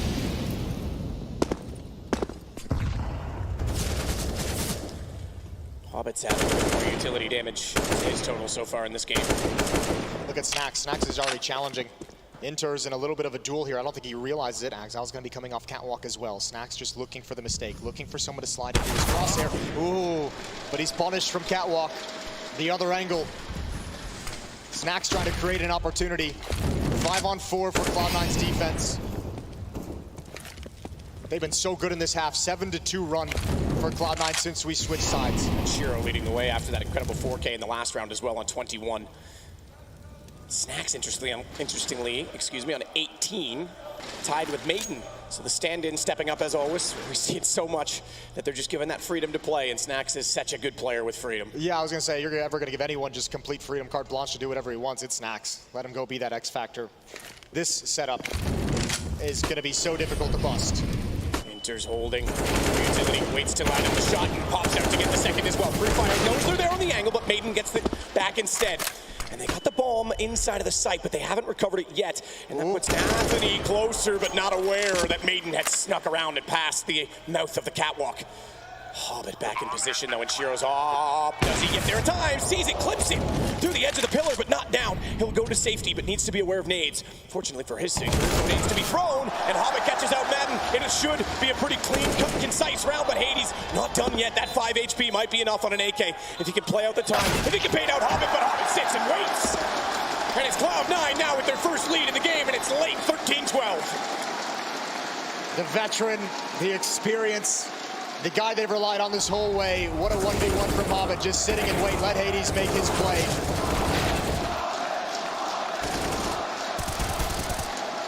And a tribute from the crowd. And how nice is that to hear? This is a major winner that sat through a team, basically fell apart. The junior team, the youngsters team was the stronger of the two rosters. And suddenly they rise to the top, and he's the one behind it all. And it's so nice to see him having it all come full circle with the amount of dedication he's put in toward Counter-Strike. 13-12, final timeout called by Ence. One last chance to talk things over, one last chance to adjust and adapt. One last buy, in fact. Ence gonna spend all their money. Cloud9 on the verge of breaking through. Started out slow in this game. At one point, down 8-2. Did just enough in the first half to give themselves some breathing room. They've taken advantage of it on the defense. As we said, CT sides for Cloud9 in the playoffs have been very strong, very effective. They're showing it again here on Mirage in the grand finals. Smoke to the window. Snappy held out by way of the flames.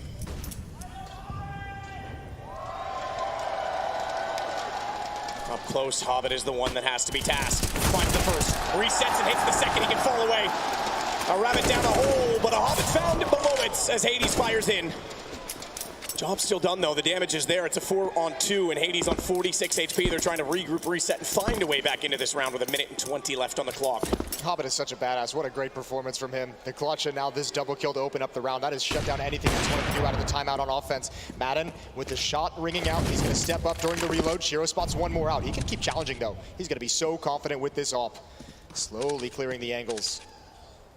Nafany now here with him in case he gets into trouble. Molotovs to cover off connection. In through adjusted position, caught in the air. Madden down, tried to jump for info. Wrong decision, and they're going to pay the price in this round as Exile pops out. 2-round lead, and bye-bye economy. They'll have to force now if they want to deny overtime point. Those are the rounds that Cloud9 are just so good at. They give you nothing. They give you absolutely nothing. 4 players alive, nobody peeking. They're saying, look, you guys have to commit to the bomb site. You guys come in, and this is that shot picked out of the sky. Ooh. You love to see that from Shiro. 23 kills now for the Cloud9 sniper.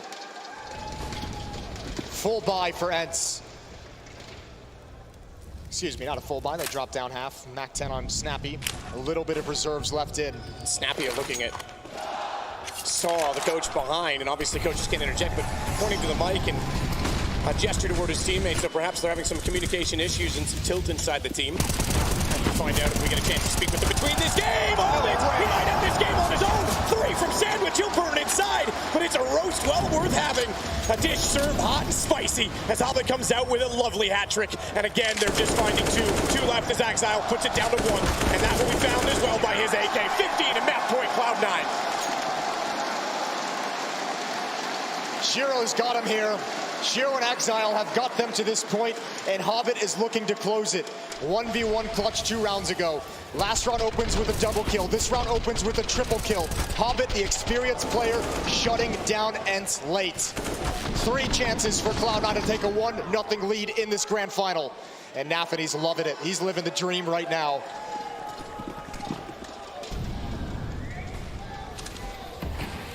Shiro set again with the AWP. Turret inside smoke, just hoping to catch one in behind the boxes as he has the lineup. Nearly gets through the wall lined up correctly as well, but it's Exile instead that will snap on to Snappy with the AK and take him down with a headshot. That wants his AK instead. Clear out window with a Molotov. Nafany though sees that hand, sees that gun barrel, knows he has the angle, but a good run and a wide peek from Nafany. And he has answered, but here comes Hobbit once again, doubling up again. He's up to 19 kills. He's almost caught Exile. He was at 10 4 rounds ago. He is on fire right now.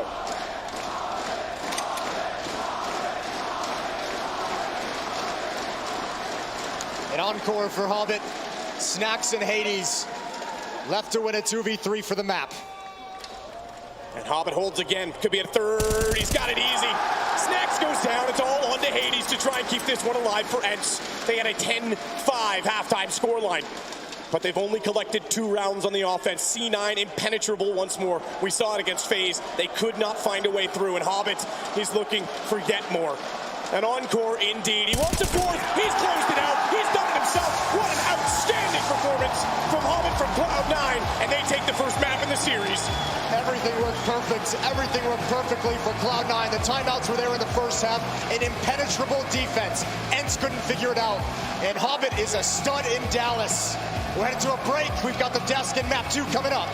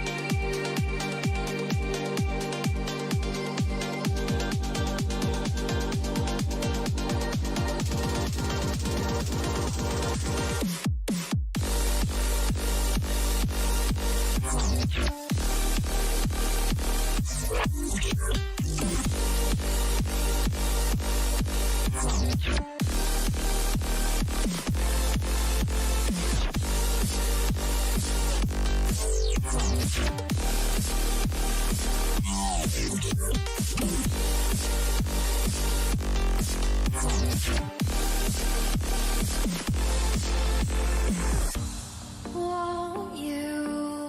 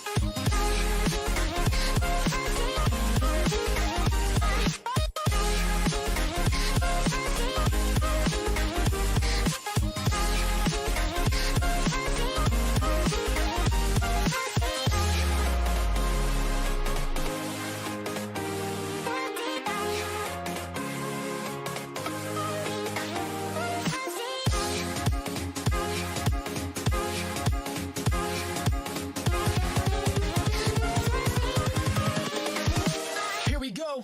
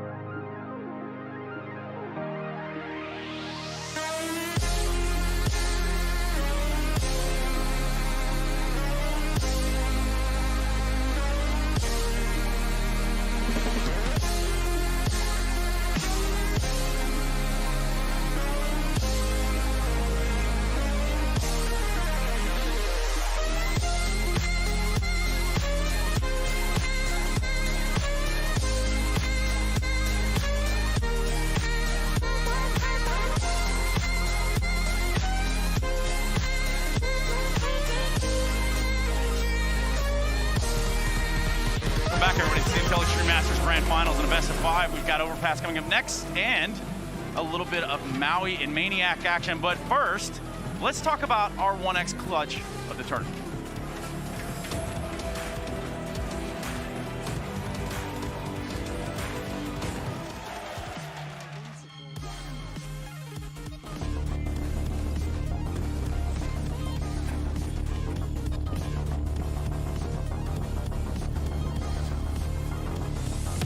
Cello now goes to the side on. Headshot is down. Fine holding from the side. A big double. And Cello's not close, but he knows where he's coming from. And Fine has the crosshair ready, and Fine keeps it clean.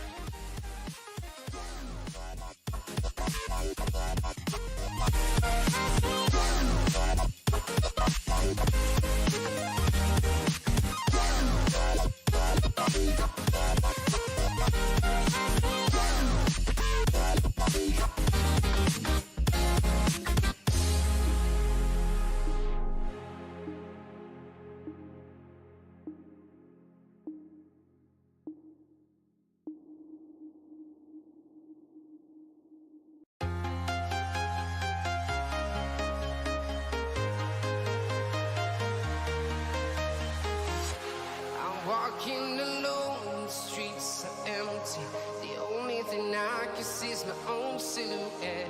I'm getting stronger, step by step. The clock is ticking, but there's no time for regrets. I've been flying from town to town, from London to Taiwan.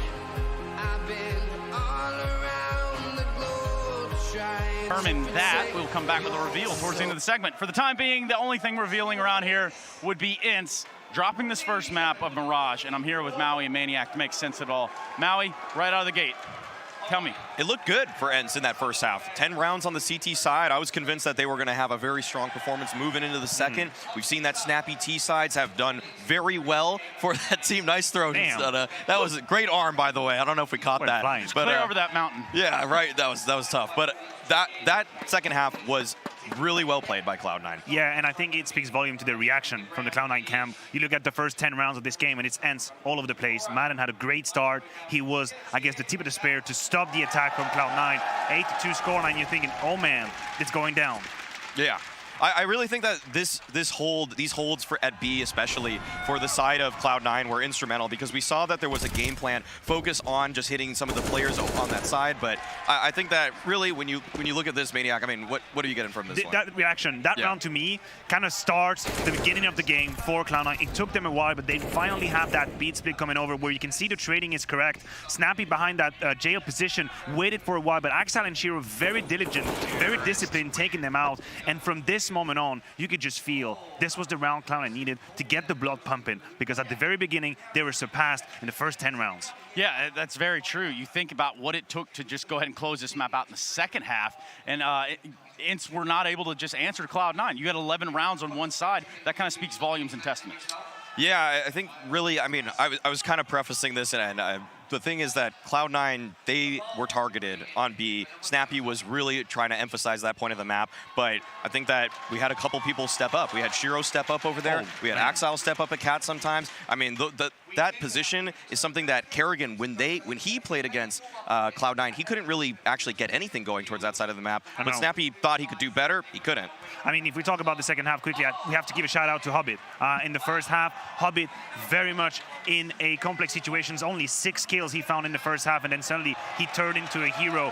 But there's a moment in this game, Trace. There's a moment that to me is the key. It's round 23 and round 24. Okay. There's a moment right there where things change. Round 23, in a pure Snappy fashion. Look at this. Look at the pace. Look at the rhythm that Snappy's putting on that A side. Hobbit, as I pointed out, being found out here. It's Snaffany being caught off guard by Snacks. And this is a true Snappy signature, extremely right out of the gate. And this could be a round that breaks you if you're Cloud9. The money at the time is kind of even, but it's a round where you don't feel like you have a say into it. You feel like you've been bluffed. You've been absolutely taken off guard. And what I really like is the reaction coming out of C9 after this, because what we're about to see is Shiro completely going out of control here with the AWP. A man that we asked to be more impactful, a man that we asked to make the difference, and here he lays it all on the table with the AWP, and then he's even gonna get a better, more aggressive position with the AK, closing everything. He was the hero of that round. This is what we have wanted to see from Shiro for so long, to be a more dynamic player, more aggressive operator, and when he's able to take fate into his own hands,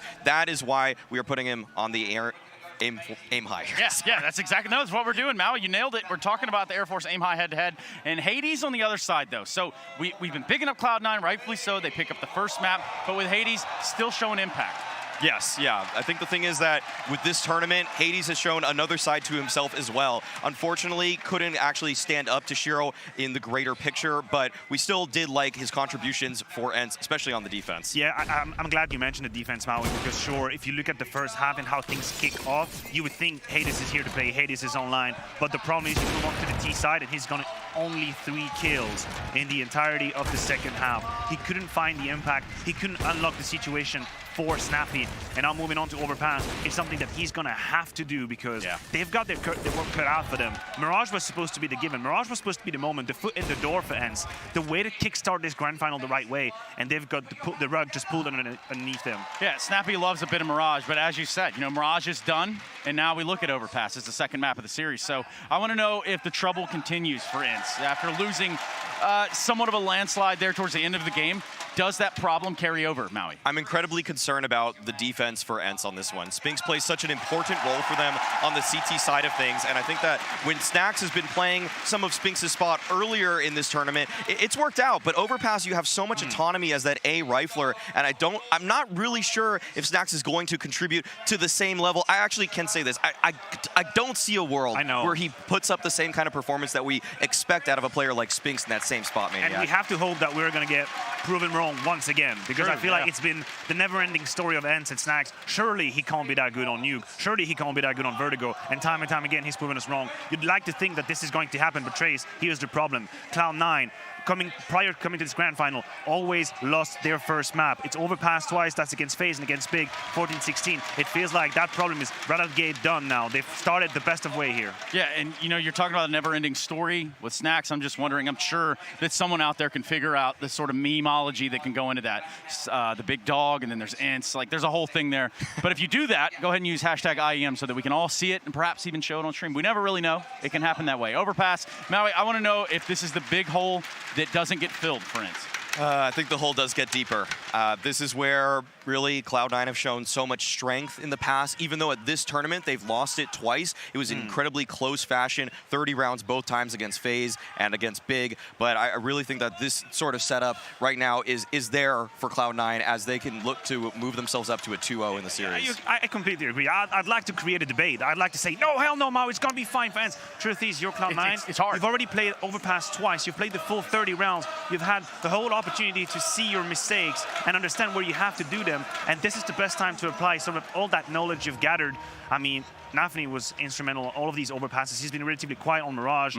If that's the moment he decides to show up, I feel like the debate kind of starts or stops here, rather. Yeah, and the moment for us has come in which we go into a break. We've got Overpass on the other side of it. The grand finals here in Dallas for the Intel Extreme Masters marches on, and so do we when we return.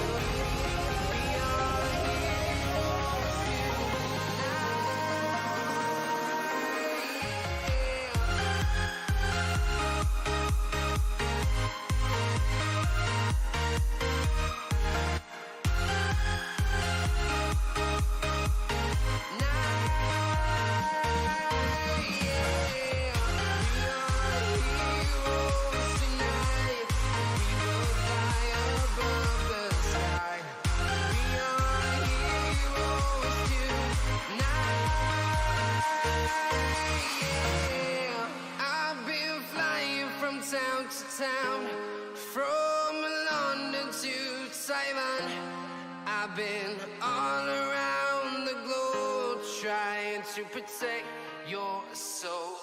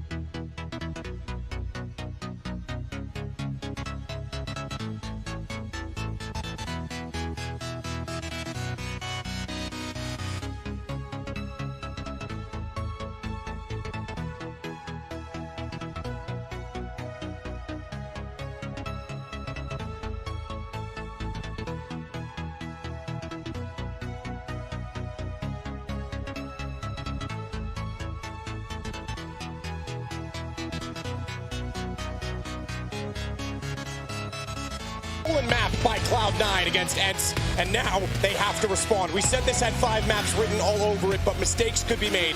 They would crumble under pressure. The inexperience might get the best of them, but it might not go 5 if they can't pull back right now. Yeah, they're going to need it, but I mean, this Cloud9 team just playing so very strong, and obviously taking Mirage going into their map pick. This is the dream scenario for Cloud9 on the big stage. Get to feel comfortable as well. The closing from Hobbit is something special. That's unbelievable that he's able to bust out 4 consecutive rounds like that to close out the first map. And Ence have a huge hole to climb out of going into Overpass. In those 4 rounds alone, he doubled, in fact, went 1 better than that of all the kills he had previously in the game. It was just a remarkable effort from him. On the A site, defensively, they've been impenetrable. They will start out on the attack this time, however, just as they did on Mirage. And Ence, they talked about this on the desk. Snacks in Spinx's roles, that's going to be crucial for the CT side. Hades, oh my god, this is crazy. He's going to go into this, flash off, but not aware Hobbit was behind. He pops down, takes both of them out. Not ready for that setup. He's not done. He's ended the way that he did in the last map. He starts it off the same here. Oh, Shiro's just waiting patiently. Shiro's just waiting. He's gonna get one. He's gonna get one for sure. Snacks cannot find the play. Snappy's got a double kill, but he's gonna need the last 3. He's gonna need an ace in this pistol round. What an aggressive start from Ence. Completely negated by the setup of Cloud9. Completely negated by Hobbit's triple. He looks down Monster. It's wide open. He's thinking, all right, if you flash, there's not that much here. I'll get information. Little did they know that was a trap. This could be an interesting one for Snappy, though. Still in good position, but unable to follow up on the second. Inters puts it down. Cloud9 with 2 surviving will take the pistol. A little bit of danger there, though. Snappy had a chance. That was going to be a tough clutch no matter what, but positioned perfectly to give it a good go. 1-0 for C9. They win the pistol. An immediate buy up. Yeah, this was brutal. I mean, look, fair play to Ence. How often do you call an aggressive pistol round like that to do it on a grand final stage? Shows a lot of confidence, a lot of guts. It falls short. Snacks is dropped over in M4 from Snappy. They put the weapon into Standard's hands to see what he can provide. He's going to push up and see nothing. Cloud9 couldn't negate all this because they are not slowing down. This hit is moving forward right out of the gate. Max 10 on Exile, opening kill. Now he knows the position of Snappy. Get the one that might convince and compel the Snacks to move in this direction. If they get nothing out of this, the M4 backs off early and saves. Shiro getting Dia down. Snacks hasn't committed and revealed that, and I think he's going to bail. I think he'll hold the doorway and then back off of this because that M4 is going to be extremely valuable for us. Pull back into this, but Hobbit! Mac 10 wins that duel. Thanks for the rifle. See you later. That's astounding. Fair play to Hobbit. And now Nafity can be on the hunt with his own Mac 10. Hades, the last one to find. Just a heads-up duel won by the Mac 10, and he's going to get another one down the stretch. Why not, Hobbit? God bless it.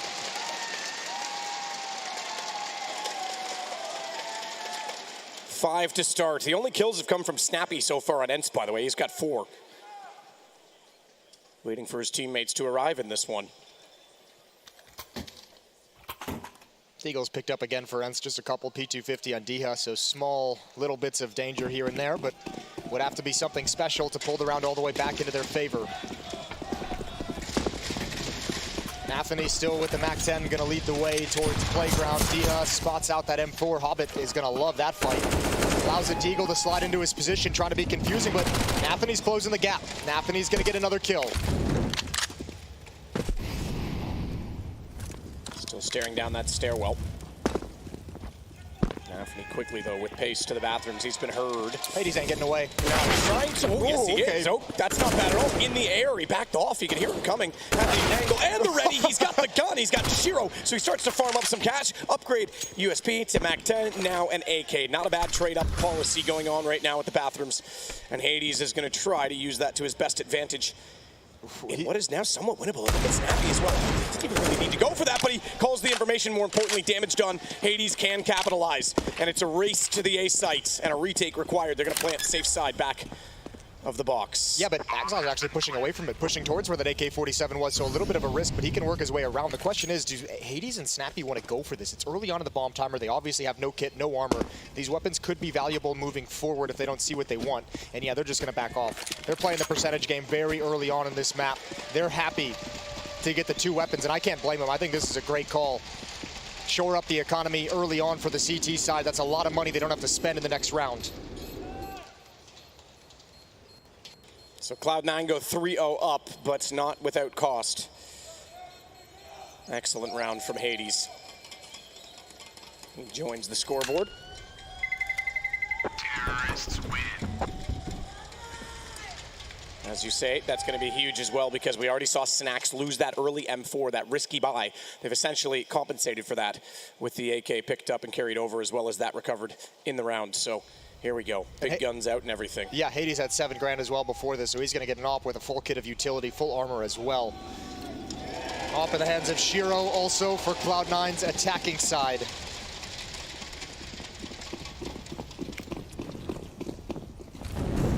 Exile and Shiro towards the B-bomb site initially. Inters and Nafany in the underpass, looking to challenge up against Snax.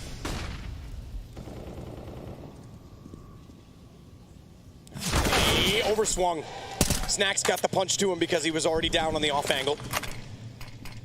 Inter's still in that same hallway that was going to be smoked off. Can't do anything about trading it back, and this could allow Snax if he wants, but it's Snax, okay. I was going to say if he wants to rotate out of the doorway and not have to be pinched in from upper, but he's not done here. Molotov holds it off, spraying as well, and he switches to the AK. He's got Snappy there with him outside the door, so he's going to stick around and fight for this, getting a lot of information towards Picnic. And Snappy can be here to recover if need be. Madden solo at the B-bomb site. Hades and D had to defend A. Cloud9 being very slow, 50 seconds on the clock. Hobbit's got the most ground gained in Turs. He steps up into the position that Nafany lost. He's gonna have another battle with Snax as well. Oh, there's the shot, there's the information. Snax doesn't want to bail out completely just yet. Shiro's the one with the bomb though, working in this direction. They need to clear Snax and they can't do it. He holds again. Shiro at least gets 1 kill back toward the doorway, but it's Hades that does the same on the AWP to Hobbits. Hold on, Snax. Making noise, they still know he's there, but the smoke's down, they've lost sight, and Shiro might have the upper hand in this because Snax is not aware at all that he's snuck by, although clearing over top, he's turned around, he's given attention back to it. If he finds this kill, we're down to a 2-on-2, but 9 seconds. Oh. They need to go now! Shiro hits the shot! They need to run it in, there's not enough time left, and just like that, it's over. They can't plant the bomb. That's crazy. It just took him way too long to find those kills. Admirable effort, but good frags at the end because Ence was having a strong CT side, or a strong CT round there to keep a lot of players alive. That's a quick shot. But Shiro's got the bomb and he gets that with only 8 seconds left. Snax, I mean, look, that's part of the X factor, just jumping up, making noise, keeping the attention there, and Shiro might have just lost track of the round time.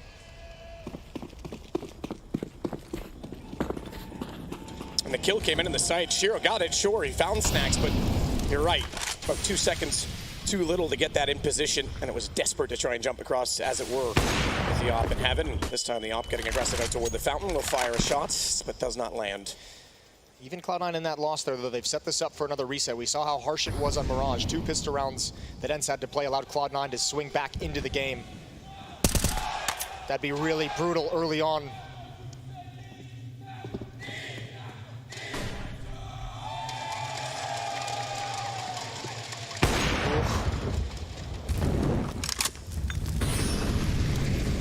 We got Naffers in the crowd, I'm sure, but I think Nafany is the new Naffer of North America with the adoption of Cloud9.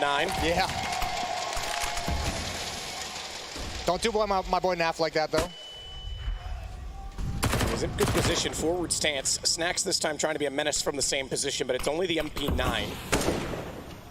Exile. Look at his awareness. Again, though, yeah, Snax down to 44. Oh, that's a good play for, oh, this is huge. This is huge. Hades has no idea. Oh, that's gonna be a freebie. That's gonna be a freebie right at the trash can. Snax is gonna go nut down. What a win. Traded by Shiro. And Nafany still has so much pressure, but I mean, Cloud9 has presence all across the map. Nobody can rotate over to help Diha inside of this bomb site. He's all on his own for a long time. A long time, but bomb over toward B. 22 seconds. They don't really have time to get back over here. They need to swing through. They need to get down the bank stairs, and that's what Nafany's trying to do because he knows they have to pinch and hold and get toward B. 13 seconds now. It could be the second round in a row that despite the man advantage, they don't have the time to plant it, although they are to go to kills, and it's Inters that gets Maiden instead.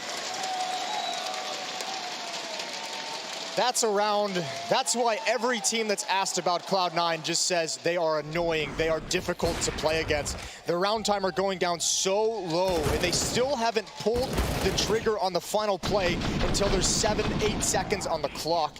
That is such a difficult thing to play against when you're losing teammates across the map, and Cloud9 just works. It's been such a CIS trend as well. Yeah. Na'Vi used to do it all the time, Virtus Pro as well, their current lineup. I mean, it's such a different style of and pace to the play from that region. Yeah, I'll tell you from experience, it is extremely annoying and extremely difficult to deal with. Deep Molotov towards stairs, that's gonna trap Diha. Inters loves this fight. Easy for him at this point, because even with the AK, he's completely locked off. Shiro does it with the Off instead. Hobbit already pushed up, they don't know he's there, and they'll take advantage of that for another hat trick. What a grand final performance Hobbit's having. Yeah, he's living the dream right now. Absolutely. Shiro misses on the jiggle, but there's no danger left. Plant goes down. Cloud9 is going to get up to 5-1 early on. And look, this is why the desk kind of painted the picture of this hole just getting deeper for Ence. Cloud9 just so strong on this map. It is going to take something. It's going to take everything that Ence has to get back into this. Still plenty of time to recover, still plenty of time, but speaking of which, the question becomes, when do the timeouts start coming out for Ence? Because they might need to change some things up. Yeah, absolutely. Saw going down the line, at least spiritually giving them some high fives and fist bumps, keep them in this psychologically, but now, okay, now we're getting the timeout. So they did call it. It was just late to get through, and it will happen now.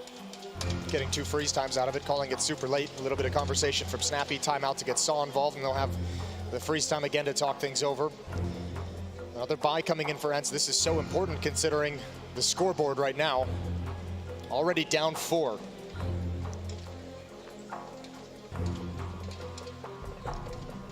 Down 4 against a hostile crowd.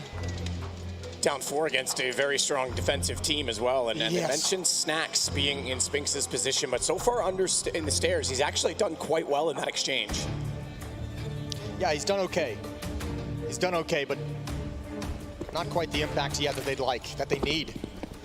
Everyone from Ence needs to be able to step it up. This round's important. Hades with the op. Bathroom's choke point. Exile, oh, he's gonna get some attention his way. They run right by him. Nobody clears it. Another one, he transfers over. Can't be there. Snacks with that kill. Oh, Snappy, close to the door, double kill. Exactly what the doctor ordered for Ence. Yep, shut down that underpass play because they have been going into that hallway in pretty much every single round so far. Nafany, he's gonna go back to it now with Snappy holding ladder, reverse position, but smoke that's plumed a little bit too wide, I think, for him to see that. Oh, I take that back. That fades. Who sees the other person? Snappy saw it, but Nafany got the better shot off with the Galil. Hobbit's running this toward the A site right now because if he can open up some space on the map, they need the bomb, yes, but they can start to flank. They can potentially rotate and divide this defense. Oh, Lord. Hobbit is just telling Nafany, just chill, stay alive, watch all your flanks. I'm the one being put into play. I'm the one with position to hunt. Nafany looking for something. He's going to go down. Didn't stay patient long enough. Bomb is going to be in the underpass, so now Hobbit really has nothing to do except economic damage. 40 seconds on the clock in a 1v3. He has first kill in this game. And it's exactly what you said Hobbit didn't want his teammate to do. He still gets to heaven, but they're slowly circling in around that bomb, so no one even looking does see it now. And I think he can spot it as well. Hades on the repeat, no mistake on the AWP. And it's 5-2 as Ence pick up their second. Gonna go right back into it though. Cloud9 not out of the fight. Saw yesterday in the semifinals on this map, Exile just constantly searching for one mistake, one opportunity over towards Monster, over towards Sandbags at the B bomb site. He's looking for duels at times very early on. He changes the way he plays the rounds. Very, very tough to deal with. And if there's ever a round where the smoke is a little bit late or a little bit off, you can bet he's going to challenge it. He's got Nafany and Inters with him now, so he's got some utility and some support behind him if he wants them to activate him.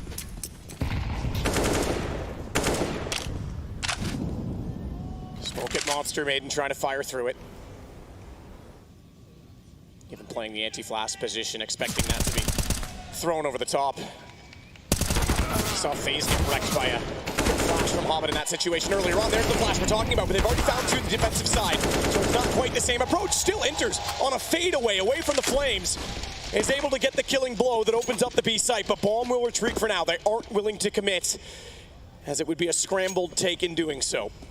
Yeah, that wasn't nearly as clean as they would have liked through Monster. They're going to be happy with the 3-for-3 trade at the B bomb site, but they know the rotation's going to come in, so Inter is changing the point of attack, and Hobbit in a great position in case anyone's to push up, anyone's trying to try and push across the map and get creative, get clever. Also a good position to gather information if anyone's to accidentally make a footstep. But it's quiet across the map. Snacks and Hades, very silent. Inter's using utility just to fool this defense. Try and show them a look. Didn't go well, as you can see with the smoke. That might be a lineup he needs to needs a little bit more time in the oven, I think.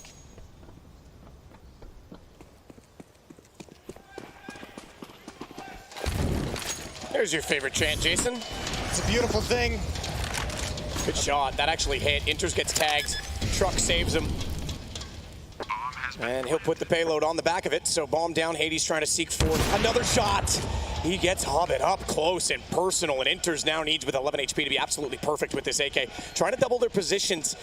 It is an op. He gets it off the... Oh, he didn't do it cleanly. If he got off the first one, I was going to say that AWP might be a problem, but Snacks gets it instead.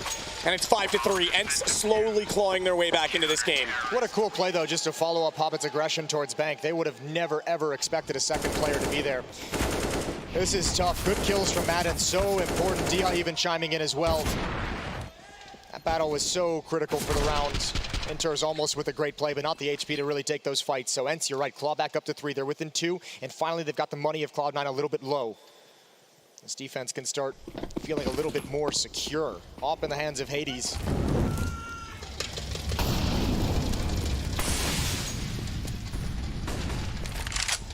Anthony already crossing out the smoke. He'll hold the angle. We saw that come to blows with Twists in that exact situation where he actually lost that duel. This time he's trained his aim directly on that wall to make sure it won't happen twice. We saw Hades looking toward that boost, but nearly got caught by the flash because they went for it later than he was anticipating. Good on Hades, though, to just bail out. He was in a lot of danger. Snacks. He's got some happy feet. Jumping up onto the pipe. Inters has no idea. If he checks it, he's a god. I don't see a world in which it happens, though, but he might not even commit. Anthony's going to be coming down the stairs.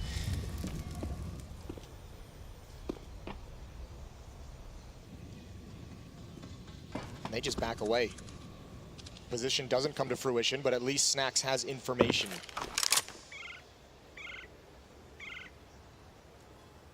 This position from Snacks and Snappy has allowed them to rotate a third player to the A defense. Nathany stepping up, walking along highway. Ooh, over the top of the trash can. Another kill for Nathany. Not done there, though. Inters will take out Snacks. Snappy's on rotation. They'll know he's there, though, so the element of surprise on the flank is not part of the play. Madden, though, is holding the play together. He's got Hades to help him.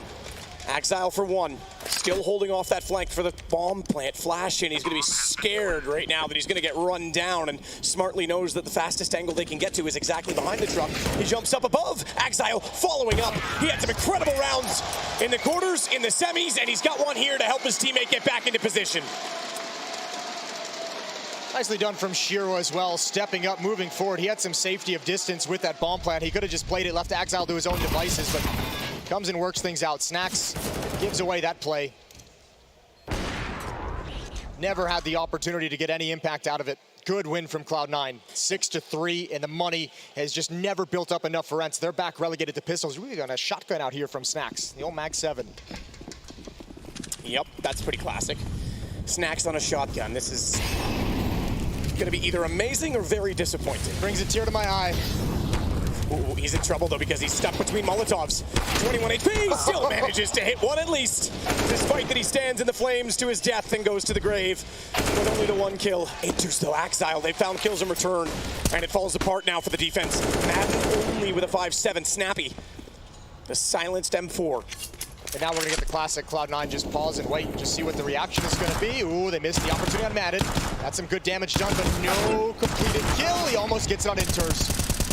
Snappy will complete it with a nade, but he's left in a 1v3. He's gonna step up though. He wants to challenge. I don't think he was spotted either by Hobbit, despite that the flash went out, because that would have hit both of them. He's trying to find the angle, looks for the headshot, not aware. Hobbit is closer than the player that he spotted, so 7-3 now, Cloud9.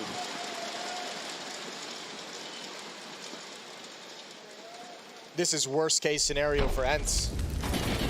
Never able to build up enough money. Reset economically when you're already down 6-3. This time they can't invest anything. There's gonna be no shotguns, just a deagle on Snappy at the moment. A few nades picked up. By a few, I mean 4, so look for a nade stack here towards middle. Let's see if they can have the timing. It's been a while since we've seen a nade stack work. This would be perfect. It's the off, but Shiro sees it coming. Shiro sees it coming, only one goes deep enough to do damage. Anthony already wrapping him underneath of the hallway, knowing as well if they're going to be throwing that many nades that far forward, he potentially could have gotten in behind them, or they would head that direction and try and rotate it off as well. So he's certainly poised with his MAC-10. Farm up some cash with it. He's already counting the dollars. What currency are those in, Jason? I don't know if it matters right now. The currency events. That gets the only kill back. Shiro follows it up as again with his HVP and the bomb planted. It's just a matter of time before this hits now an 8th round for Cloud9. I don't know what Ence is supposed to do here against this slow-paced play from Cloud9.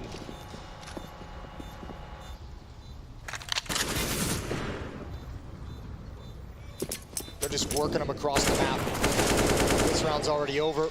8-3 is going to be the scoreline, and then Ence, I have to imagine this next buy is going to have another timeout coming in before it, so they can talk things over. Maybe aggression, maybe get in your face. The round that netted them their first on the board was a monster push combined with Snappy close up at the blue door. Something to disrupt the pacing from Cloud9, but against a slow team, that is such a risk to take. I don't envy the position Ence is in as they talk things over one more time.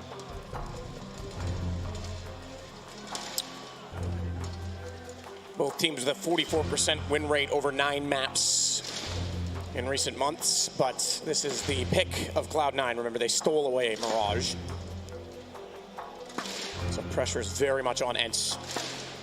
And Ancient's up next, and yesterday Cloud9 on Ancient absolutely destroyed Big. Just made us forget they were in the tournament. The CT side on Ancient was something unreal. And look, it's unfortunate for Big that that's the way the series ended, because they did play quite well in it. They took the first map and they were looking promising. It was one of the better performances we've seen from them as well. Crimbo had a great game in the first map here on Overpass in the 16-14 win.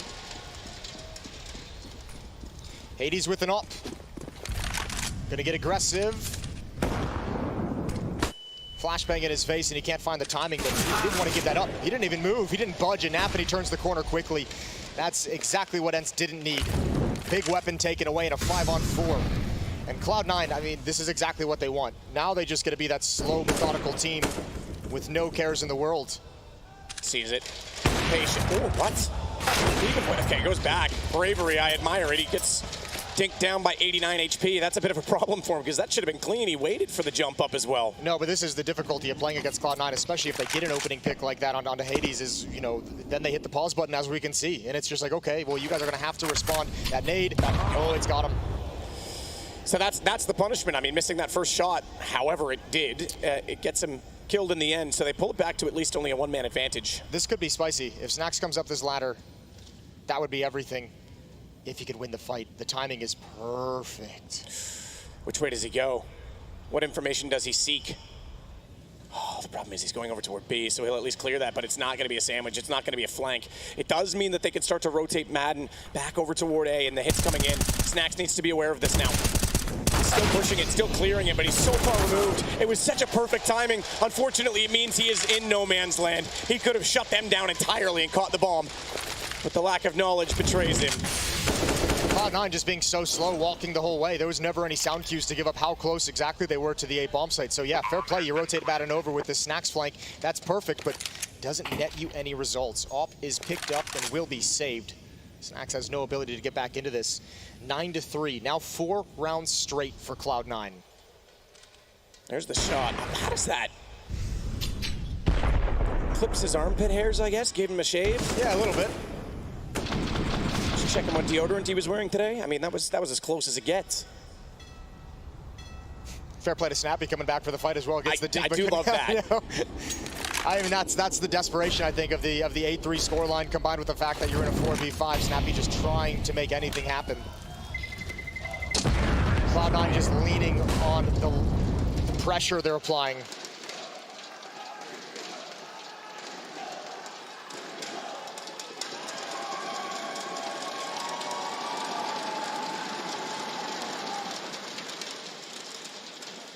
Another timeout from Ence, and it makes sense. They need to figure something out. And I mean, at this point, if you need to use your fourth in the first half, you do it just to get something, just to get a few more rounds. You know you have to have some space when you switch sides.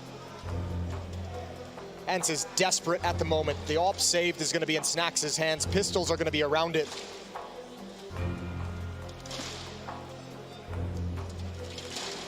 Not looking too enthralled or impressed right now is Snappy, the in-game leader, sitting in the middle. Needs to make sure he stays in this. Rally the troops. Still early in this match, 13 rounds.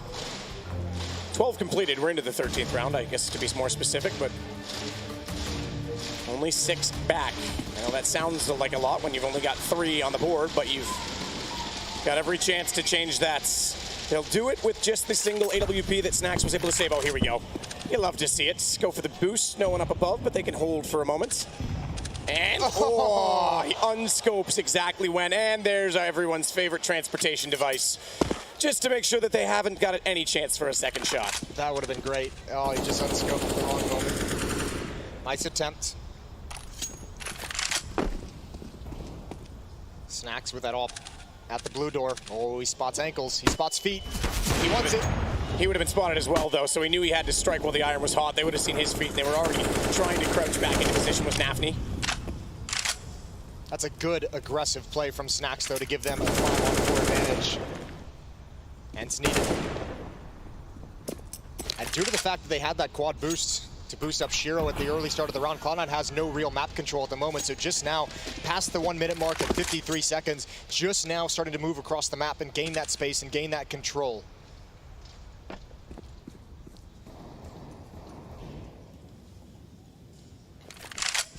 Hobbit toward long. Now they're getting, as you say, closer to the site.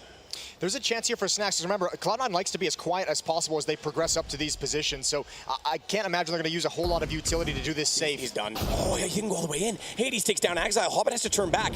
Now Snax knows they're at the doorway. He was too slow to shoot. Shiro hits that through the wall. That is ridiculous. Cross by and line it up. That's brilliant. And Inters will take advantage of that as well. There was a chance that Ence going to rip this round open. It's gone now. Shiro back to the AK just to confirm the damage. Catches out the flank, goes forward. He'll use rifles, he'll use snipers, he'll do everything he can to make Cloud9 get their 10th. Give me that Shiro replay. I want it now. That's a freakish shot. Especially because Snax saw him but didn't get the shot off. This was so close. Here's where he would have been like, It's all right. He makes up for it. He makes up for it later. It's all good. Snax with the man advantage. It was all for naught. Hades with a great 1-dig, but again, it just didn't come. They just couldn't close it out. Pistols as well. Hard to capitalize. 10-3, 7-round lead. And as we said, 4th timeout called for by Ence. So all of them used in the first half.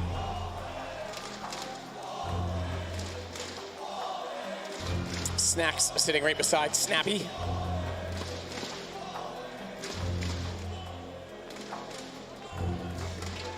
These guys are having a great time. Thanks for the warm welcome back to North America for professional Counter-Strike. Back where it all began. As we begin round 14, and nice to see, yes, okay, Cloud9, they're not from North America in terms of where this roster is, but as we say, still a very North American org. The adopted team of the fans here in Dallas, and I think that that's a good boost just to show that NACS has a chance and has a future. Hopefully comes back. EG certainly wants to make sure it does, but Dia's gonna take down Nafny through the wood. Well, you guys wanted a wall bang, and look what you've done to your favorite Cloud9. Nafny out of the fight. Round 14. Ence need this so much. They need this so badly. Hobbit gets absolutely destroyed as Hades gets in with the AWP. Hold on for Madden. Shiro getting that kill as well, so finally some ground to stand on for Ence. Hobbit spotted Snax as well. I mean, Hades saves Snax' life, at least for the moment. That's a big win for Snax. Finally, Ence can comfortably claim a round. 5 players alive at the moment. It's just Exile. He's left all alone, 55 HP.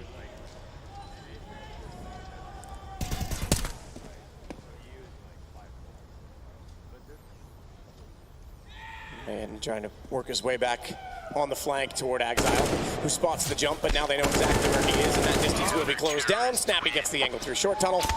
10-4, Ence get another one. Nothing is going to be good. Nothing's going to feel comfortable for Ence, even if they get up to 5. They're going to switch and see Cloud9 at a very powerful defense on Overpass. But at least something. At least there's something positive at the end of this half. Round 15, double op setup for Ence. Finally, they've got the cash for it. Snax with one, Hades the other. A run boost to get some extra speed, some extra pace to give him the angle a little bit earlier. There's a chance, but no one's going to be here for Cloud9. No one's dropped down the ladder, so Hades is going to be sad panda.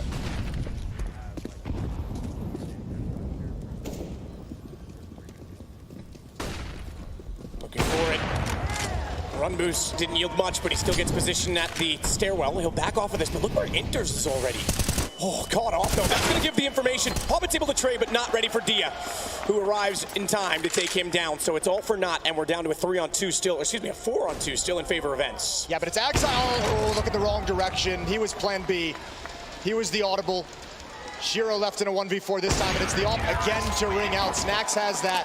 Ence spent all their timeouts to get to this position, just the tiniest bit of breathing room.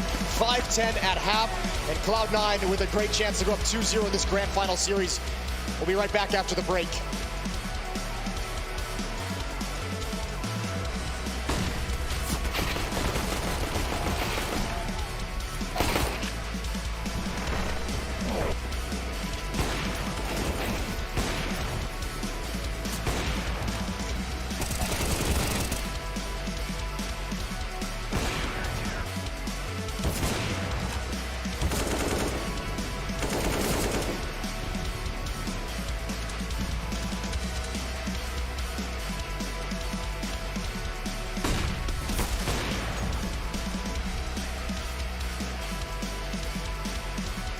Hello everyone, Mahone here to show some of the key tactics, tendencies, and positions we should expect from Cloud9's Overpass. Starting on the T side, in terms of positions, we should expect Exile as the B player, Inters as the dedicated connector player, and Hobbit as the A playground player. Now something very common to see when Cloud9 have long A control is the lurk smoke towards the A site. Hobbit normally throws the smoke, but pay attention to when someone else throws it for him. That's because there's a good chance that Hobbit is trying to get ahead of the typical timing of when teams push the smoke in order to surprise an unsuspecting CT on site. Although Cloud9 are normally a slower team on Overpass, they do have one fast A strategy where they run along the right side of Fountain, using flashes to push into Banana to catch CTs off guard. With all 5 players, this is a commit to taking the A site. Over on the CT side, if we look at the key positions, we should expect Exile to be the A rifler, Shiro to be the A opper, Inters as the dedicated B player, Hobbit as the short player, and Nafany as the B rotator. Towards B, there is one setup to look out for that involves 3 players, Inters at barrels, Nafany towards water, and Hobbit behind the pillar. How the setup is supposed to work is that Inters jump spots barrels to take first contact, Hobbit simply hides behind the pillar watching the boost, and Nafany has a flash ready. If the T's push up, Nafany throws this flash to allow both Hobbit and Inters to swing out. See if you can spot these tactics and tendencies the next time you see Cloud9 play on Overpass.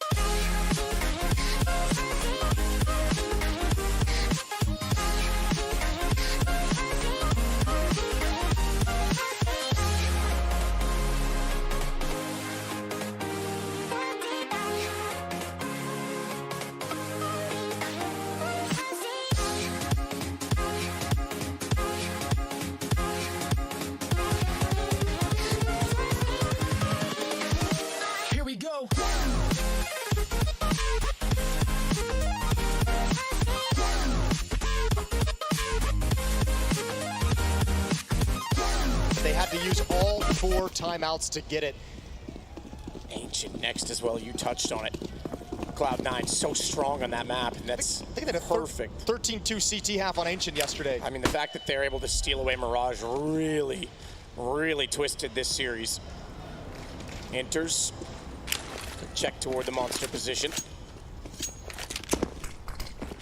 Back behind pillars. Shiro's gonna throw in a smoke that actually defends him, gives him a bit of support, and they won't know that he's there because it came from deeper. So he's able to get 2. Shiro needs to follow it up. He's low on ammo, backs away to get the reload in, and there's Hobbit and Nafny. Good hold, Cloud9. They are not letting up whatsoever. Not any quarter granted to Ence. What a shutdown.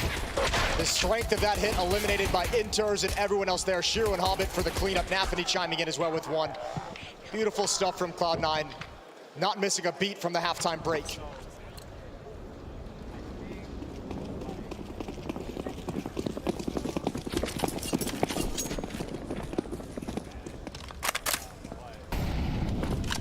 Snappy already moving with that Tech-9 toward the stairs. They've blown out the doorway. Exile silently walks down and they just stand in a row. Easy for him as he turns back around and looks toward the top of the party, but Madden keeping his head down behind the table. Hide behind a 6-pack. I hide behind the whole keg usually, Jason. Yeah, that's fair. Madden, Hades, and Snacks left to try and recover what they can, but look at the way Cloud9 has just backed off of everything. They don't even need to be aggressive anymore. Everything going wrong for Ence, lining up for Exile in the initial contact.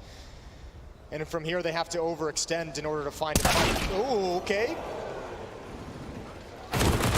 Okay, Snacks adds on top. Yeah, this is turning. They might actually be able to get some ground here. Oh, they don't even think of it. They don't even think of it to look back. Madden all the way in. Nafny still holding for that long take, and they're going to smoke off Inters because they picked one up. Bomb's going to get planted. Madden has an M4 and an off angle to watch the bank stairs. This is massive for Ence to claw their way back in. Good shoulder beat, baits out the shots. Madden gets taken down to 42, but a nade instead. Inters. Here's that coming and falls back. Exile becomes the next play in this, but here comes Snacks to flank the flanker. The timing becomes the more important part, though. Snacks is still trying to close that down, and Exile's waiting and wondering why no one's peeking. This is too far gone. Exile's down. They've won this round. No chance for a defuse. Inters is already bailing on it. Well responded by Ence. Well, it's taken 17 rounds for someone to step up and give them the impact to start changing the fortunes of this map, perhaps. It was Madden yesterday as well when Ence ran into some struggles to provide some huge impact frags and some huge openings. Here again, this time with the Deagle. A pair of stunning shots at the 8-bomb site. This is how it all began, a 5-on-3 with rifles against pistols, and Madden pulls it back. One shot here, this one as well. Nafny never expected him to just walk up, but desperate times, desperate measures. 6-11. And some smiles on the Ence side, finally. Madden happy with how that round went, obviously. Molotov quickly towards short, make sure there will be no push through to the water position. Meanwhile, they run back through the playground. It's Hades tagged, it's 27 on the utility. Oh, Exile gets out of there just in time. I think he spotted them though. Scout ready. Needs to be aware that there's no one to support his fallback, so he goes early rather than getting caught. Just trying to soften him up, so if they eventually do commit, there's a couple players at low HP. Oh, Nafny's gonna be at the sign. Exile with one more peek. He sees nothing. There it is. They line up. They line up for Diha. Way too committed to the fight at range. Shiro steps up next. He goes down as well.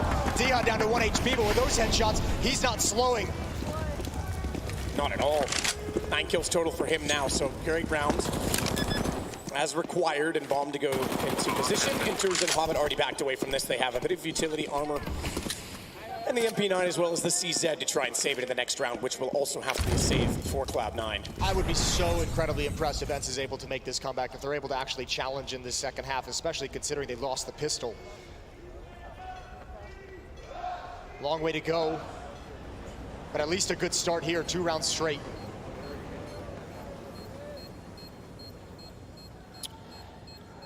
Moss to go hunting. Don't think they'll get that far, so at least Ence able to convert. Didn't win the pistol, didn't win either of the pistols, but do have something to say about this game before it ends. Remember as well, they're gonna have to do this with no timeouts. We'll hammer that one home because their coach can no longer be involved in the conversation. No input from him whatsoever. This is all the brainchild of Snappy from here on out. Pending, no input from Saw of their own volition. They can still get a timeout called by Cloud9, which, just to clarify, he still can talk during those timeouts as well. But you're right, they used them up early to try and get back into this. Now they're going to have to just make sure that the momentum stays very sturdy if they make this comeback possible. Should have an easier time of things here. 3 USPs for the Cloud9 team, trying to save up for the next buy. Inters and Anthony going to get a little aggressive. They do have the MP9 in play. Deep Molotov is going to negate that position, push them forward. Anthony is the sacrificial lamb. Inters with 1 trade. Snack still waiting to see if there'll be any aggression in his direction, but there isn't. As USPs silently fall off the angles. Ence taking one out of Cloud9's book and slowing things considerably after the opening picks. Just making sure they don't run into this would be the worst time for any kind of a hiccup. The worst time for them to just drop around that they have no business dropping. Snack's going to challenge against the USPs. Hobbit has a CZ and he's sliding into position on the flank, but there's no way it's going to have impact because Ence is already knocking down the defense at the B-bomb site. And it's a 1v4. Yeah, Hobbit's got an M4 out of this, though. Picked up a gun. He has a weapon in his hands. He's spotted. They're going to try and chase that down. They don't want him to keep the rifle at all. Hasn't gone up the ladder either. He's going to have more than one to go at.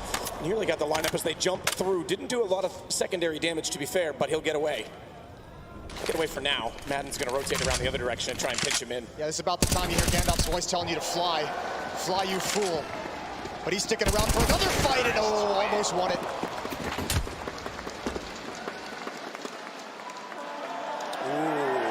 Yikes. A brave man. A very brave man. I'm here for it. I respect it.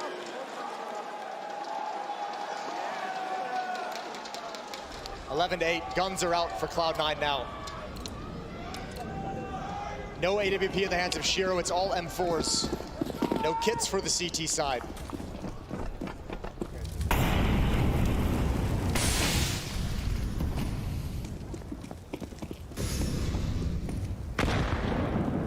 Hold toward the site. Hobbit playing very close, though. Does get timing on that Molotov. Snappy had to decide fight or flight, and he goes running and jumping away from the flames. That was a deep Molotov as well. I half expected him to just step up in front of it. It seemed like he wanted the fight to begin with anyways, but Molotov would have prevented anyone from really backing him up, so more than happy to just play into the mid-round. Game leader doesn't want to be sitting out early. All 4 players are here. Diaz in the underpass. They have no presence over towards Party. They have no presence towards Picnic or Long. Exile sees nothing, feels no pressure. This is always going to be a B hit. Ence just going to come right back at it.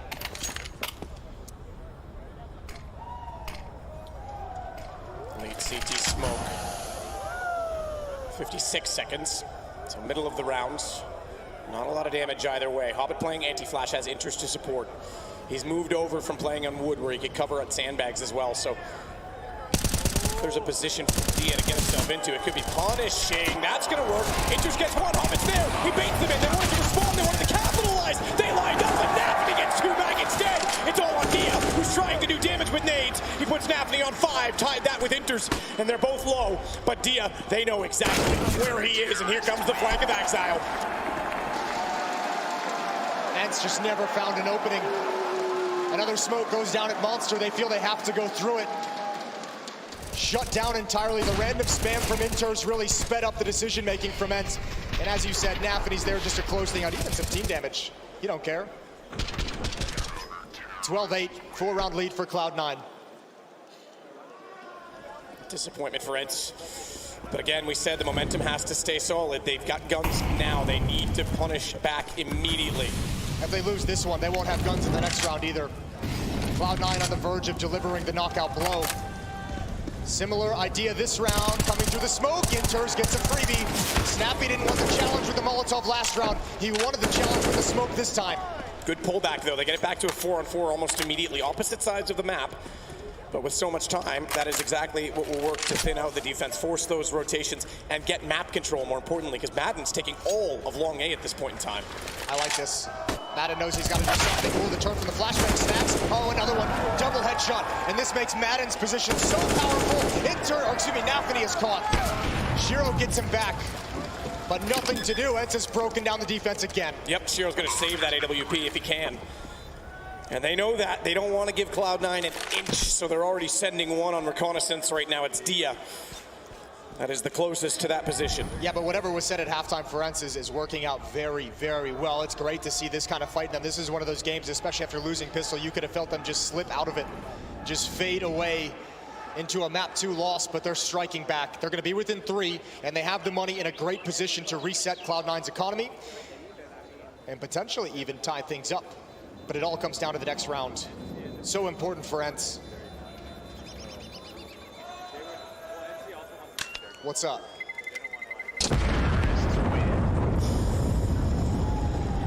Some smoke in the sky is probably up after the bomb goes off. So we get to a 9th round now for Ence. It's only 3 rounds between them.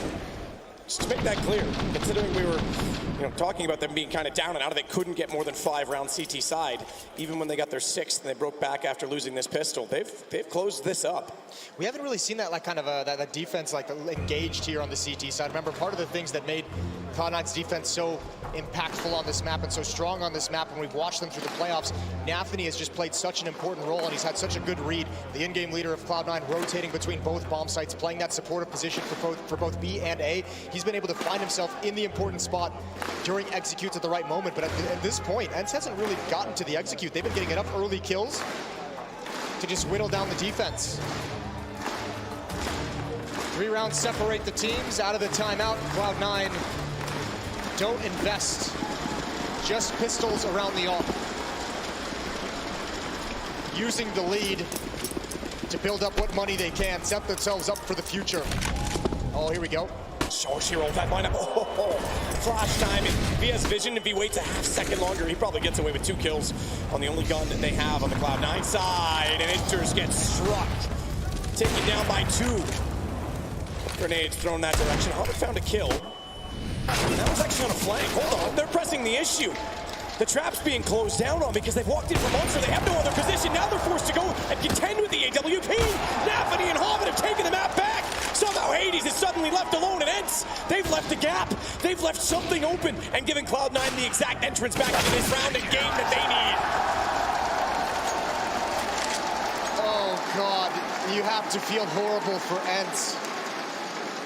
It was starting to look good. You started to see the path back into this game, but this is disgusting. Shiro misses this shot blinded. That almost was a double. It's Hobbit again.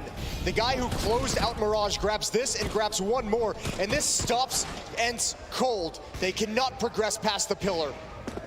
There's way too many players to keep pushing forward. And just another roadblock for Ence. Run boost for Hobbit over the Molotov. Ooh, now that is an interesting play. He doesn't really go any further forward with it, but they didn't expect him to be there at all. Meanwhile, they're running down toward the A site. Hobbit's gonna sneak around, but doesn't go any wider than the smoke itself. Snax has trained his aim. I think Hobbit, with running over top of that Molotov, he might have been better to just keep going. He heard Snax put out the Molotov in the short tunnel, which is why he called it off. He didn't want to mess with that whatsoever. He was hoping for a quick peek at a timing that they wouldn't expect. But speaking of which, Exile found a timing he didn't expect either. He was way overexposed with just a deagle in hand. Cloud9 going to consolidate the defense towards the A bomb site, but Ence already entering into B. It's a free site, free and clear. A 10th round for Ence, they reach double digits, and man, you got to give it to them. Every single time Cloud9 put up their own roadblock, Ence is responding. They're finding a way to overcome it. Yet to get consecutive rounds, Cloud9 in this half. And the last one, yeah, they stole it. Quite literally with 2 kills from a CZ, but they cannot capitalize here. Good news is they made the decision early to, as you say, consolidate the defense, get together, and make this save call. So they're still going to have 3 guns, and one of which is an AK on the CT side. Yeah, Cloud9's making decisions with money in mind. This is going to give them another very strong buy in the next round. It's going to give them a lot of cash to work with, a lot of powerful weapons to work with as well.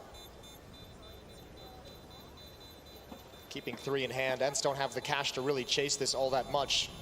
They're going to stomp at the positions they're at right now. Within striking distance, 10-13. Speaking of bold man in the crowd. Hey man, me and you, bro. I'm with you.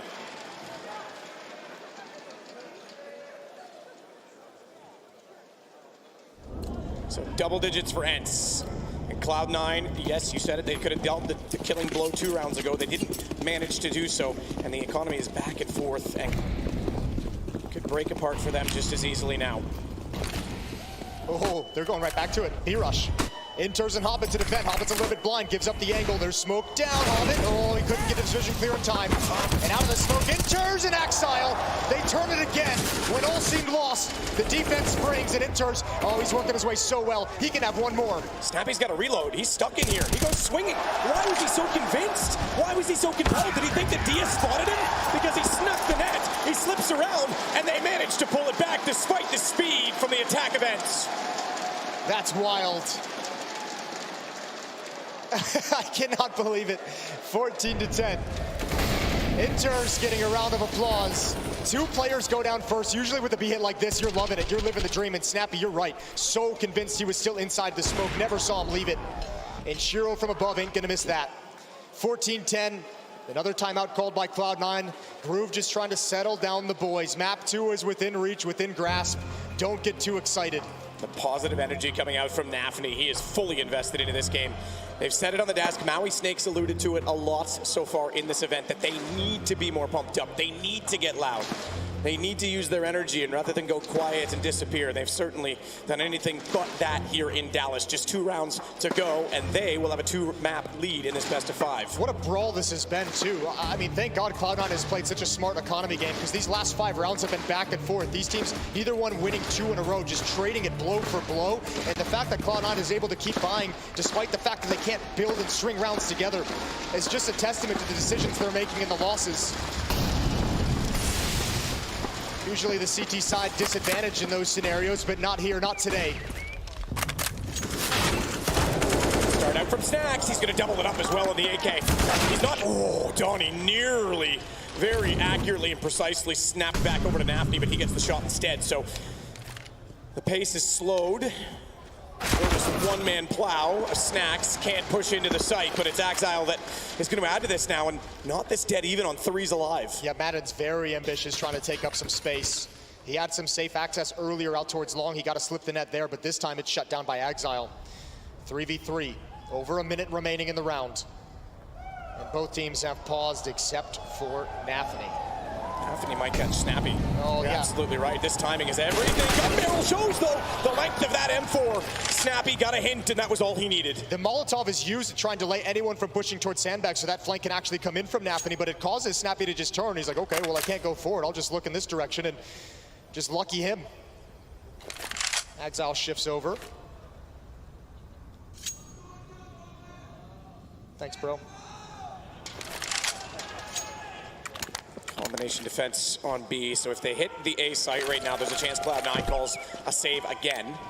Shiro's built up a surplus of cash in doing so, even though they haven't been able to get those successive rounds. He still has $4,100 in his pocket for the next one, and the op still in his hands, so they'll be able to force around that.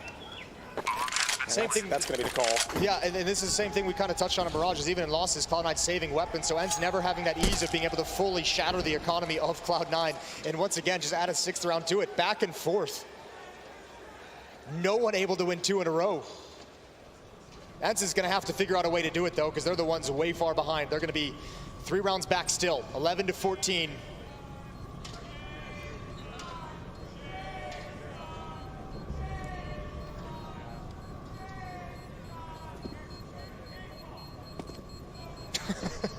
Jame of EcoSave fame.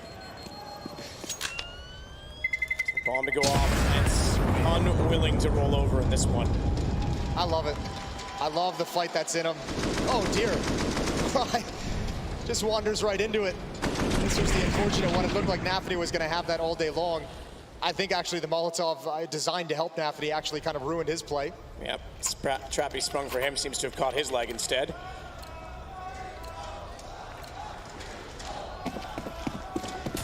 Four to be off the spawn from Cloud9.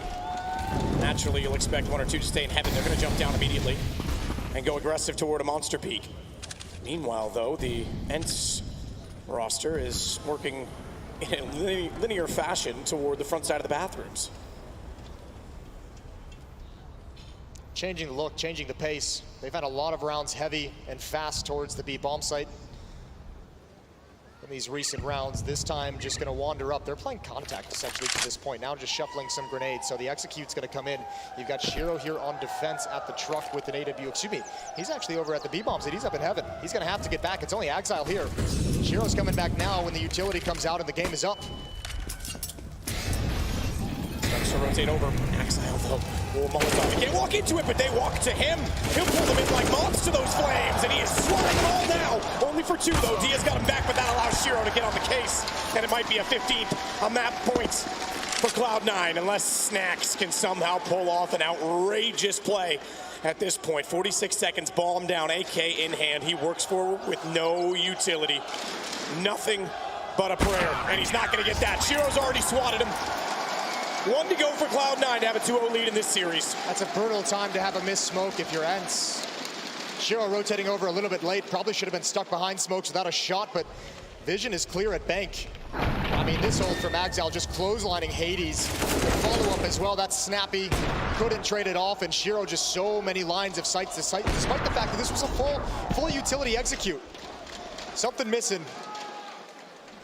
There is something missing this round as well. That's guns, money for Ence. They're left to just the pistols, relegated down to some Deagles and Tech 9s. Mac 10 for Snappy, and Hades on the AK's already taken damage from flames. My admiration for Ence sticking in this game is so high, and it's only matched my admiration for the decisions Cloud9 has made in this back and forth affair with their economy. It's incredible they've been able to have so many full buys round and round again. They've never let Ence have any breathing room, any easy rounds. And still no back-to-back rounds for Cloud9 in this half. It's been, what, 7 now back and forth? It's been back and forth, exactly that, for 7. And now with the economy finally broken down in their favor, Cloud9 could close it. Molotov over top of the wall to cover off destruction and water. Nafny even spraying into that to make sure no one's up close. Try and get at least some sound cues and early damage. But it's a B hit, and it's going to come quickly as well. Running into caught out by it, but Hobbit and Nafny are unwilling to give away any ground, and Nafny closes it out. It's 2-0 Cloud9. So impressive. And the hole gets deeper for Ence. Cloud9 have a date with Destiny, and they will not be denied. They're looking good on the grand final stage. We're off to a break, and when we come back, Cloud9 have a chance to lift the trophy in 3.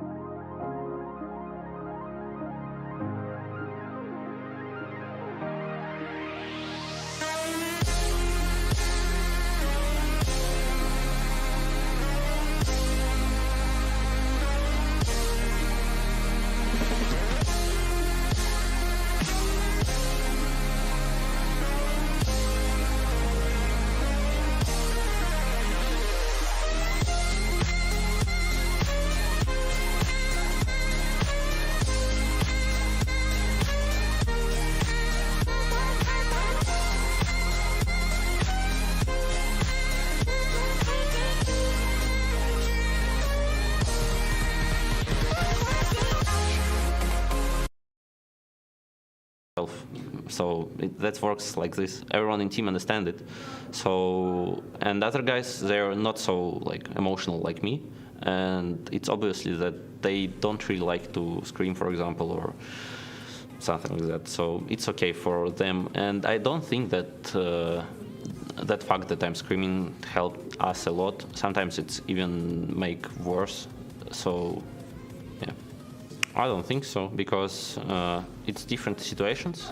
Even at the major, it was not like lose because of stress, I guess. Maybe part of it was stress, but overall we just made a lot of mistakes in game, and in our preparation it was not like perfect. So yeah, I believe that we can win even phase right now, but we need to upgrade our gameplay, because we are not in the best form, I mean individually.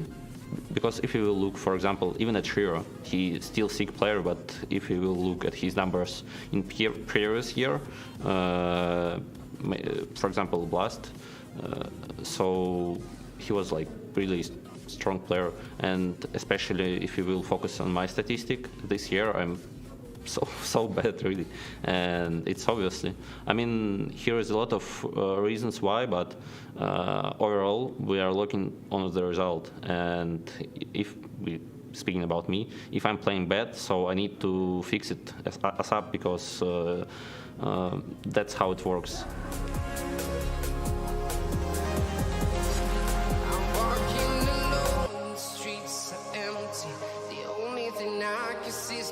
Silhouette. I'm getting stronger, step by step. The clock is ticking, but there's no time for regrets. I've been flying from town to town, from London to Taiwan. I've been all around the globe, trying to protect your soul. We are heroes tonight. We will fly above the sky. We are heroes tonight. Yeah. We are heroes tonight. We will fly above the sky. Here, we set the scene moving on to Overpass. We said it was going to be harder than Mirage. This was a map where we would give Cloud9 an advantage, and they have proven us right. Absolutely, a very dominant T-side, a lot of authority in the way they were playing, very much in control. They were playing the timings, playing down the line, but just staying calm and very deadly towards the end. So Maui, if we say that they're being assertive, and that's sort of a nice look for Cloud9, does that make sense? Yeah, absolutely. I think that it's safe to say that this map, Overpass, has been one that has really been in Cloud9's wheelhouse for the history of this entire lineup. Even though the last 3 month stats may not necessarily say it's their best map, in my eyes, in terms of the fundamental gameplay and the way that they build up rounds, it's world class. It's wonderful to watch, actually, and it's very structured. And really, I think the individuals on top of that made this even easier than the structure that behooved them already. It's the icing on top of the cake. And also, if you just have a look at Ence as well, as much as we have praised Snax for what he's been able to bring on an individual level, and if you look at the stats he's delivered again here, I think the cohesion of the defense is something that they struggled massively. I think Cloud9 very quickly realized he was going to stay in that door, connected position. There was not a lot of connection with the rest of the defense, and then you can just basically put the noose around him. So how do you tie that in? I mean, if we're going to go back and do this chronologically, round 5 would be the most sensible place to start, Maniac. Yes, indeed, and round 5 is pretty much how I would describe Cloud9 to you guys at home. That's what this is about. Round 5 is Cloud9 running down the clock and playing the whole map. I want you guys at home to pay attention to the timer during this moment. We have Nafany lurking on the A side, finding the frag onto Hades. There's 37 seconds left. They are still very much spread across the map. A decision hasn't been made quite yet. And for Ence, it's really hard to know where it's going to end. Yeah, and I think that right there, you could see that Snax was coming up Con after Hades died from the side. And again, that's one of those little miscommunications. That's so unfortunate. But Look at this. Nafany is looking for a kill at 22 seconds. This is when he finds Diha. But that's just a fake. That's just a bait. This is not the end goal. Even though Maiden is staying on the B side, he's being as diligent as he can be. It all falls apart towards the very end. Slowly spread across the map. This man has figured out the whole situation, but the trade is in. And this is why we say that playing against Cloud9 is really hard on your nerves, because with 25 seconds left, you do not know where they will end. Yeah, it's like playing against a boa constrictor, Stunna. It's like you're just slowly getting wrapped around, and a lot of action there. But just some context here really quickly. The fan that said he forgot his Cloud9 shirt just got a Cloud9 shirt, and now the entire arena is simply saying, take it off. They want to see him change his shirt in front of this whole place. Oh, he's switching sides. Oh, he's switching shirt. He's bandwagoning. Oh, well, no, they'll I mean, At Jack this will moment, welcome him. yeah, I mean, probably. Jack Yeah. will welcome him. Hey, at this moment, it might be the smooth play. You came in here wearing an Ence jersey. Turns out Cloud9 jersey's probably in higher stonks. It's like the Homer Simpson meme. Yeah. Go just out, disappeared. back into the hedge, and then he's back in with the Cloud9 shirt all of a sudden. All right. I'm glad the crowd read that. Bandwagons are not allowed. Yeah. Just kidding. I hop on it. Yeah, Just all the just execute your bandwagons, thing, you know, all at of this that. point. Big for life. Round 22? 22, pretty much the end for Ence, the beginning of the win for Cloud9, of course. It's a B rush, a la Snappy again, and this time around it's 0 with the AWP. The rest is on an eco round, but pay attention to Hobbit and his position towards Catwalk, because once again, he's going to turn into the hero of this round. Here with the CZ, first kill, pulls back, then very cleverly is going to look and go back for more, but just with that tied off angle, punishes here a shoulder that's spacing. Shiro is still alive in the water position, and if you're Ence, this is the round that you cannot afford to lose. You have worked so hard to put Cloud9's money in the bin. You have done everything you could to regain some sort of control, some sort of assertiveness on this map, and it all comes down crashing like a waves. Yeah, this is one of those rounds, though, that I know a lot of people at home are going to Monday morning quarterback. They're going to say that, oh, I like that. Yeah, why'd you go with that? Why'd you do that play, Snappy? And it's like, reading the money in this situation was a little bit difficult for Ence. And also, knowing that there's an op saved, you're not necessarily going to expect the op to immediately just go to the bump to B. You usually want him to be taking over all the responsibilities today. And this is also the signature, that's the DNA of Snappy's style. So you cannot just pick and choose when you're okay with this. Yeah. When Ence win, it's also through sometimes taking risks, playing fast Counter-Strike in moments that are high intensity. And when it works, we all clap, we say, oh my God, Snappy, that was such a good call. And here it doesn't work, but at least they stay true to what they're trying to do and how they want to play Counter-Strike. Yeah, they have an idea, they have a game plan, they're trying to stick to it. They don't want to fall into the traps that Cloud9 are laying. But perhaps Hobbit can tell us about some of those traps. Let's find out. Hobbit, you are 2 maps up, grand final on stage. What I want to ask you, before, right, we've seen you guys make some mistakes sometimes, you maybe over peak. It seems like you guys are a lot more relaxed in what you're doing and like the play style. Are you guys just playing exactly by the book now, being more kind of understanding of what you should do? You know, when you're leading, like, it was good score for us, as I remember. You want to finish it, you know, as fast as possible. Yeah. And everyone just want to I'm just gonna kill them. Yeah, versus this team is not working. Because they have like good aimers, they have good players who have good individual skill. And we just need to play as a team play, and after we can stop them, yeah. And we're seeing this team play, even your scores, right, the number of kills each you have is very evenly distributed. Ancient, you looked really good on it before. You feeling confident for the 3-0? Of course we are confident on our map pool for sure. It depends how we're gonna play right now. If we're gonna play as a team together, gonna support each other, we're gonna win this, yes. That's what I love to see. Hobbit, good luck, man. Thank you very much. Thank you.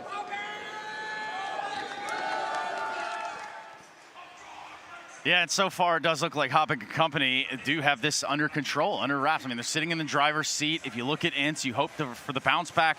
But ultimately, Maui, I think right now Cloud9 have to be sitting pretty sweet. This could be their first big stadium win. They won the V4 LAN, of course, in Budapest, Hungary, but I think that this one means so much more to them. The fact that you're putting in your first punch into the Grand Slam scheme of things, the way that Cloud9 have risen to the occasion, the way that they were able to dismantle FaZe, keep on moving through the brackets. They're 1 map away, Maniac, and they're so close they can taste it. 1 map away indeed, Trace. They can almost taste it, they can almost feel it. The trophy's right there for the taking. Yeah, it's right up there for the taking. Just like the DHL MVP, now is the time to use those Twitch channel points. We're going to get the votes in so that we can catch up with the winner at the conclusion of this best-of-5 grand final. Here are the candidates. It should be no secret. A maiden out front. Probably a Shiro to follow that. That's somebody else that we could also speak a little bit about and his impact in this series. That AWP has come alive, Maui. Yeah, Shiro there, I mean, we saw when he saved that off, getting a single kill with it. I mean, the thing is that with Shiro, I just love how Shiro has subverted the narrative that when he was this passive opper, oftentimes got pushed back by utility too easily. Now he takes charge. Now he moves forward. Yes. Now he's more mobile, he's more dynamic, and he still maintains and retains the skill that he had when he was in the online era. But for him, it was never about changing the Counter-Strike he plays. It was just adding a little bit on top. It was building on what he was already providing. Shiro is a player, was a player, and will always be a player that's good for the shot that he's holding, right? He's very safe, he's very reliable. But then you just wanted him to be able to go out of his comfort zone and take the risk, kind of take the bull by the horns. Now, there is a player here that we have at the bottom of our screen I just want to quickly touch on. Where's Diha right now? We've been praising him. Yep. We have been rightfully praising Diha for the entirety of this event. We said he turned into the star. That Spinks, obviously the shoes that he wasn't fitting, not being able to be with us. Snack is doing as good as he can. But Diha is supposed to be that rock, that pillar that we have praised and hyped so much. I don't think he's arrived yet. I don't think we've seen Diha during this grand final bring in what he's supposed to. They do have a chance at a bounce back. Like, if you're an Ence fan, I'm saying there's a chance. Now, a reverse sweep right here, that would really change the tide of how this event goes down in terms of the history books. But when you think about Ancient and where we're going, Maui, what comes to mind? I think that right now you have to just trust Snappy's game plan on this one. You're going to be starting on the T side for Ence in this, and I really think that's where a lot of teams begin to mentally crumble. If you can't put together a couple rounds early, win the pistol, then teams start to get a little bit desperate. But you have to believe, because all you need to do on Ancient is get 4, 5 rounds on that T side. Yeah. Even if you're down in the dumps, down 8-1, if you have any inkling of a feeling that you can just scrap a couple together, that's enough. But it's going to be one of the toughest mental battles for Ence to try to make it through this first half with enough life left that they can give something in the second. Yes, Maui. The light at the end of the tunnel is even too far away to consider right now. You don't even have to think about it. Just have to take it a map at a time. And I guess for the Ence's fan of the world, as we have here, the phones lighting up. If there is any light of hope for the Ence fan of the world, is that Cloud9's been here in the best of 5 in the past, and they've let Entropic fight back. You know, that was during V4. There is a chance. So the lights are out there. Maybe the lights are still here in the heart of the Ence fan. Yeah, and you know what I'm thinking here right now? These lights are kind of symbolic of maybe a candle that you could light for Ence potentially at the end of this map. Dallas, you have been an excellent host to what is the first event in a long time. The Intel Extreme Masters love you. I personally love you. We have to go to a break here shortly, though, because this could very well be the third and final map. Get those cell phones out. Put these candles up. Doesn't matter if you're for Ence or Cloud9. We're here to party, and that's exactly what we came to do. We're going to go to break. We're going to come right back. Thank you, Dallas.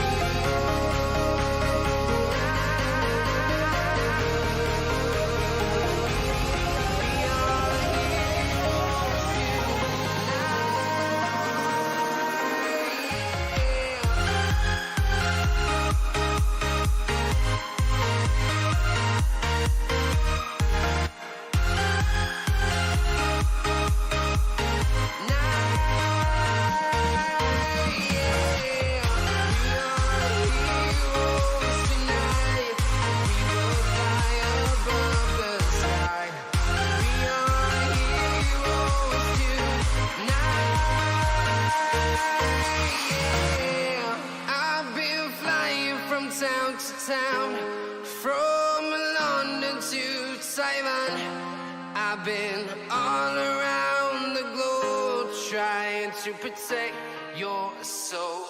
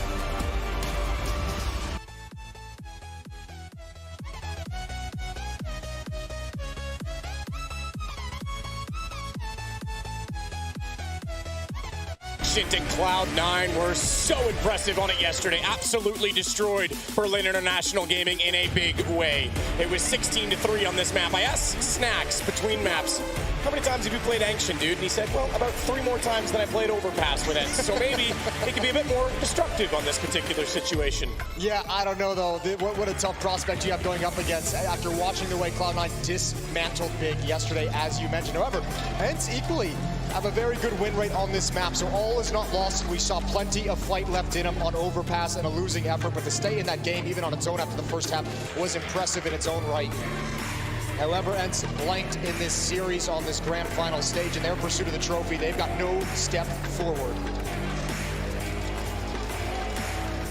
Well, we're going to find out if there's anything in it for them, and it might mean momentum again. They did claw themselves into contention on Overpass, despite being down at one point, 11-5, a pistol against them in that situation. So if they can get that rolling early, if they can get the pistol now and convert it to a couple of rounds, they might put themselves in an okay situation. A hot start would be great. I mean, if you're Ence and you're looking at this Cloud9 defense, you're just saying, hey, man, if we can get like 3-4 rounds on the board early before Cloud9's really able to engage and get going, we give ourselves some space. We give ourselves a chance to maybe only scrape together 1 or 2 more for the rest of the half. This is going to be so difficult. All 5 players from Ence outside of the B-bomb site. 2 smokes, the Molotov, and Dooley's on defense. Shiro in the cubby with the double pistols. The helicopter cam showing us what's going on from above. Enters. Tries to smoke block, can't do it. Dooley's popping out. Shiro gets one winded, but down he goes. Enters is able to trade. He falls back inside smoke, takes damage. He'll go to 9 HP, but Nathany is on times. Forget the 9s. He's in the right spot always. As he pops out, drops ball, turns it around, and punches Madden right in the face to shut the round down. There's the impact from the in-game leader, Nathany with a triple kill. I mean, great play. Shiro getting aggressive on the ramp. Inters adds 1 in, and so Nathany's able to slide into position behind the pillar without anyone from Ence realizing it. They think everyone's blocked off by the smokes. They were wrong. 1-0.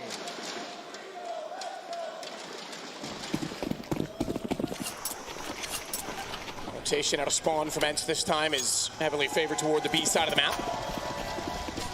Already through the gateway. And looking to push potentially into jungle and cave. The closest quarter combat that they can be. The CQB with the pistols to try and overwhelm the defense.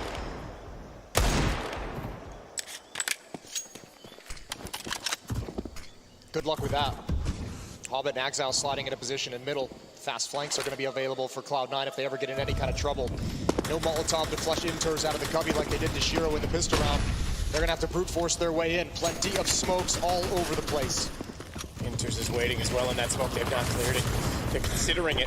Madden's looking. They'll get a bomb plant down this time at least, but now they have no idea. They've given up on the thought because why wouldn't he have gone out to deny the bomb plant? Shiro's going to take aggression as well.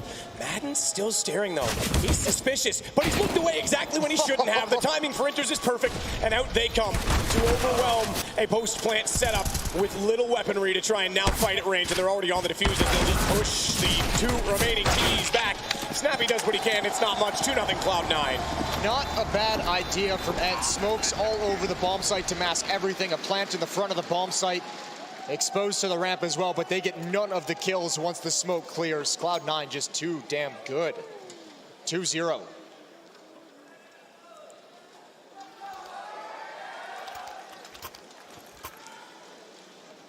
Still though, they'll scrap together some weapons, trying to limit Cloud9 early, but an aggressive purchase, it has to be said, considering the situation.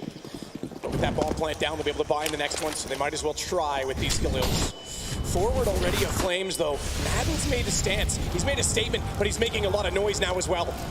And that will have been heard from Donut, so Hobbit's going to be calling this, and Shiro is aware and is backing off not to be caught out by it.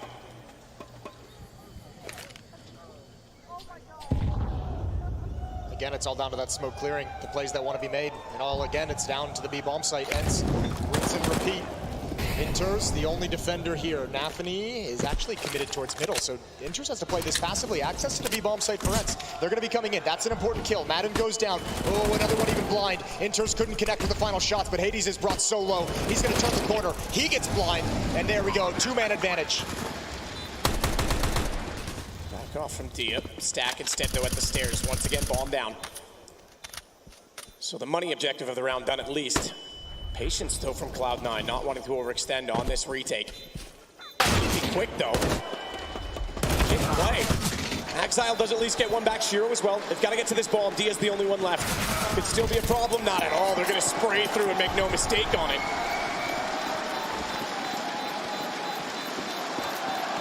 Someone's got to buy a kit in the next round because this doesn't need to be this close. It's all good. What a retake. Cloud9, I mean, playing retake, giving up the bomb site, letting them have the plant essentially, and only losing the one player. Snax could only get the kill on Nafany, and that's it.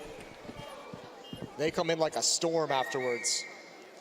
But with these buys, with these repeated buys, Ence can continue to just invest in the rounds. Plant in round 2, plant in round 3, both of them diffused. AKs and Galils picked up for Ence.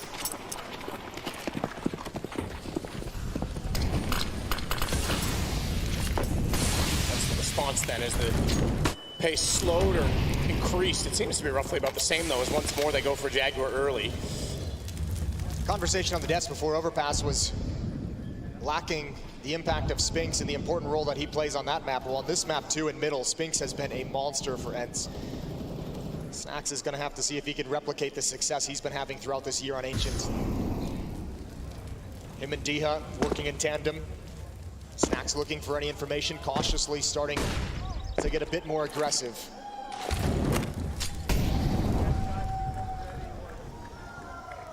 Anthony still trying to spot down the ramp as well.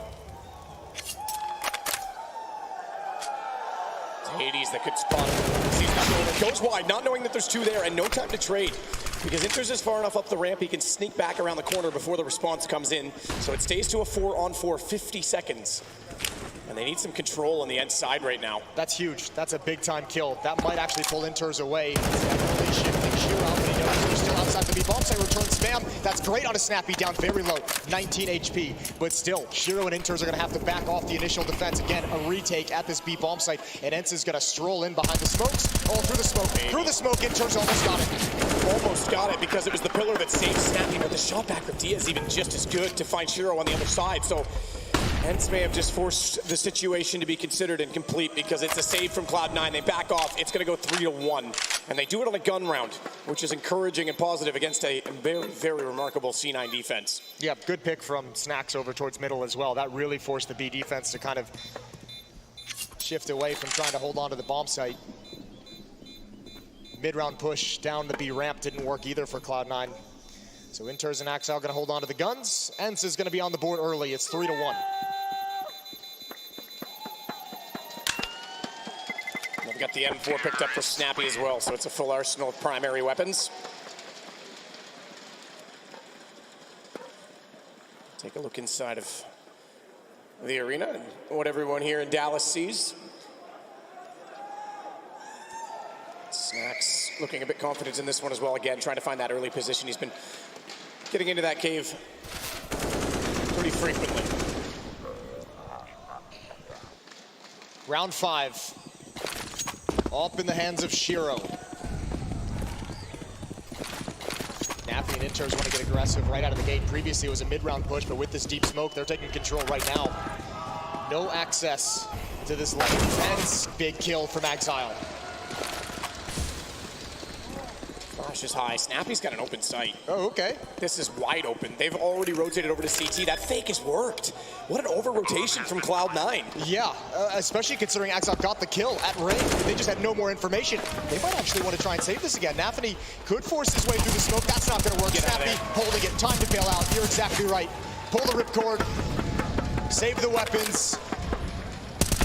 Oh no, they're even missing the shots now. Hobbit, who's been so hot in the first 2 games. A little lackluster in that situation, and Dia steps out to take him down, his 3rd kill, make it now a 4th as he gets Inters. Not only have they over-rotated, they've overextended in the save because now they're going to be scrapping for cash. Shiro still holding on to the AWP at least, but Snappy is hot on his heels. Bates, nope, can't get the shot off of him, but knows where he is. Smoke instead, and he's forced back into Donut. They all have nades out. If they had the guns at the ready, they might have been able to do something, as even Hades tries to spam to the corner. He'll survive with the up and just barely survive at that. What's the call from Cloud9? This might be an early timeout from the defense because their money is on the ropes. It's right at the edge of what is possible to go for a full investment. They can get what Inters and Nafany can each have a rifle. Exile and Hobbit just stuck around 2,400. I wonder what the call was to shift this entire defense over to that side of the map. Massive over-rotation, and Ence sensed it immediately. It's so, yeah, I mean, they walked right in. No utility, no contact, nothing. It was a clean call, but it's so weird to over-rotate as well toward the A side of the map, because that's where you have to use so much utility as the T's to cover off CT connector, to cover off Temple, to cover off Donut. You normally have a better chance as the defenders, even with less numbers. So that was a peculiar rotation for sure. Yeah, maybe a bit of mistake, a small mistake from the Cloud9 defense that had huge consequences. Ence on the verge of tying things up.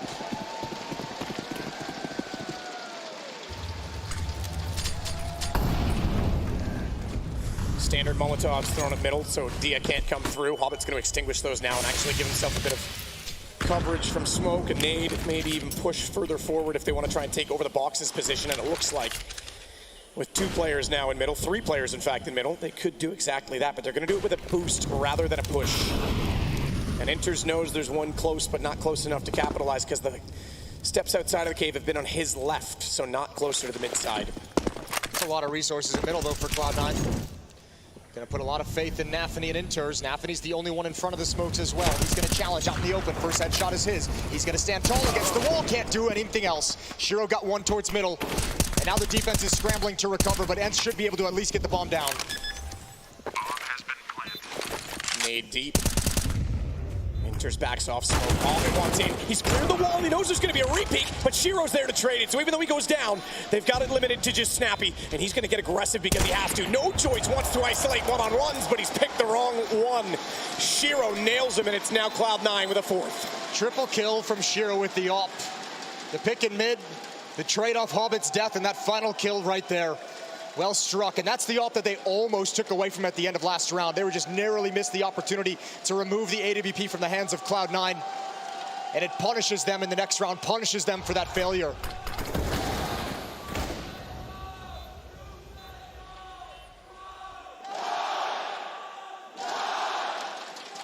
Crowd still very much on the C9 side, and Ence have to deal with that. They've normally been just by the easy for Ence, the song in the game, the memes. Ence has normally had a good crowd behind them in most stadiums, so this is unknown territory to them as well. Yeah, they do really have a strong fan base that follows them around, but definitely swallowed up by the Cloud9 section. Another timeout taken and gone by. Freeze time dwindling in round 7. Ence with their final investment before they run out of funds. 4-2 in the favor of Cloud9. 2-0 in the favor of Cloud9 and maps overall in this grand final best of 5.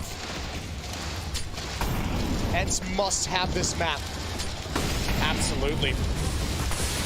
Heck of an effort for them with a stand-in as well, replacing a guy like Spinks who's been so impressive, but that doesn't matter right now. You've got to play with what's in front of you, and what's in front of them is a few kills, and maybe more as they touch each other inside of the smoke, and Nafany defends himself first to take down Madden.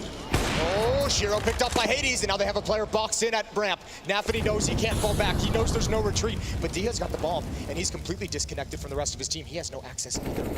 Hades just has to hold on to this bomb site. This duel between Nafany and Dia is everything. This chess match. Oh, not the flash he was looking for. Nafany takes out Dia. The crowd couldn't sense which way that battle was going to go, but Snack's lucky. He's so good at that. Axile, right place to cut him off. It's down to Hades. The aforementioned Axile, and it's 30 HP Nafany, and Hades rotating back around is going to be heard in these positions because it's perfect. But he's on the utility, can't hit the shot. Tried to swing it, couldn't do it. Nafany gets another for Cloud9. A good call from Hades, though. He had to go for that 1v1. He knew exactly where Nafany was, and he had to get there before Axile was able to rotate over and provide support. It just slips away again for Ence.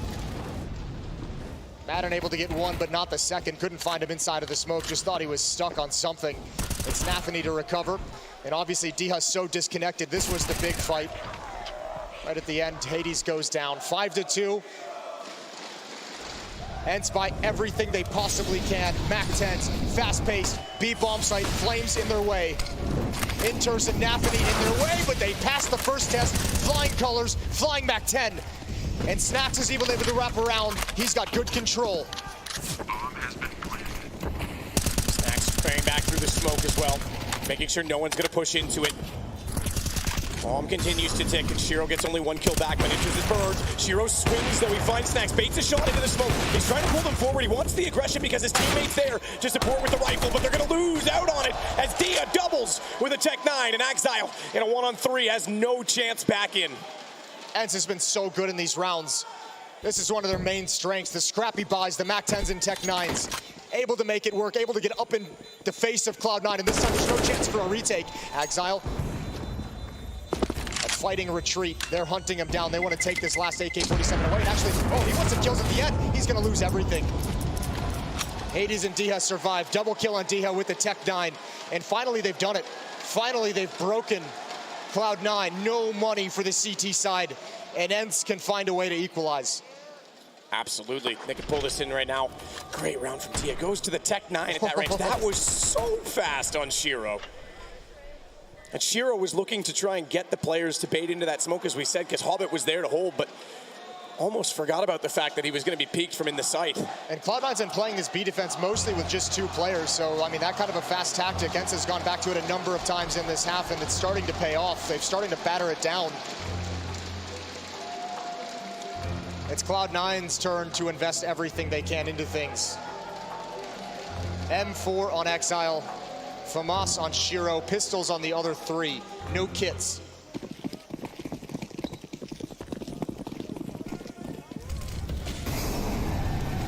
Molotov down to prevent the push in toward Donut this time, so Ence might be trying to capitalize on A.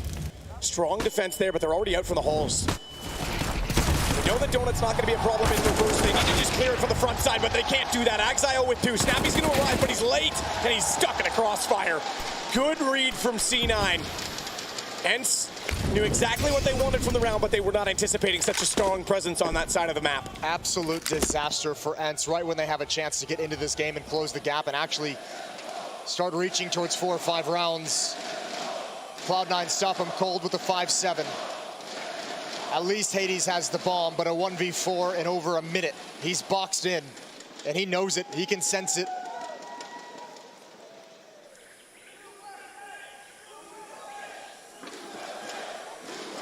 Hades, anything at all. Has bomb on his back, remember, 52 seconds, but as you say, completely boxed in. He knows that as well, so he has to do something to get out of this situation. Sees it, baits it, oh my God, he hit that no-scope. Shut down immediately after, though, but that was a heck of a shot. And that man's nipples are on fire. Nice tassels. 6-3. Usually got to pay for that kind of a look. Not here in Dallas, baby. 3-round lead for Cloud9's defense. A pair of AK-47s. Those Tech 9s back in action for Ence. This hasn't been very default heavy. These have been calls out of spawn, trying to hit and trying to be effective on the extremities of the map, and you have to imagine that game plan, part of it is missing Spinks in middle. Snacks has been an admirable stand-in, but so hard to replicate the things that Spinks does on this map. 15 kills for Shiro right now. He's doubled everybody else in the server, but he's gone this round. Madden with a great opening. Nafany to step up and stand tall in the loss of his teammate. He'll go on to the AWP, in fact, so he's directly going to try and play as Shiro does in this round. D is still holding for a flank as well. He's uncertain as to where the presence is on that side. Let's see if Nafany can take this with the ult. Good shot, nice and easy. Snacks crouches into it, almost got the other one. Around the edge of the smoke, Snappy flirting with death. Looking for the repeat, that's not gonna come. And once again, Ence is just forced away. They've got Diha in a decent position up in mid. At the top of the stairs. He's only got a Tech 9 though, he cannot create. He has to capitalize on what his teammates can provide.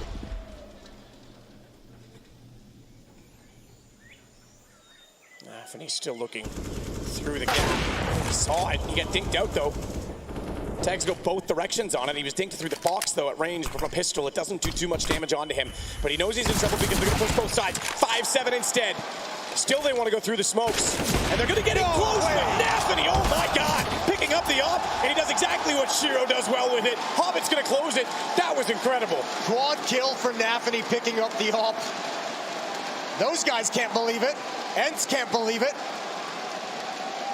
Knocked bat yet again.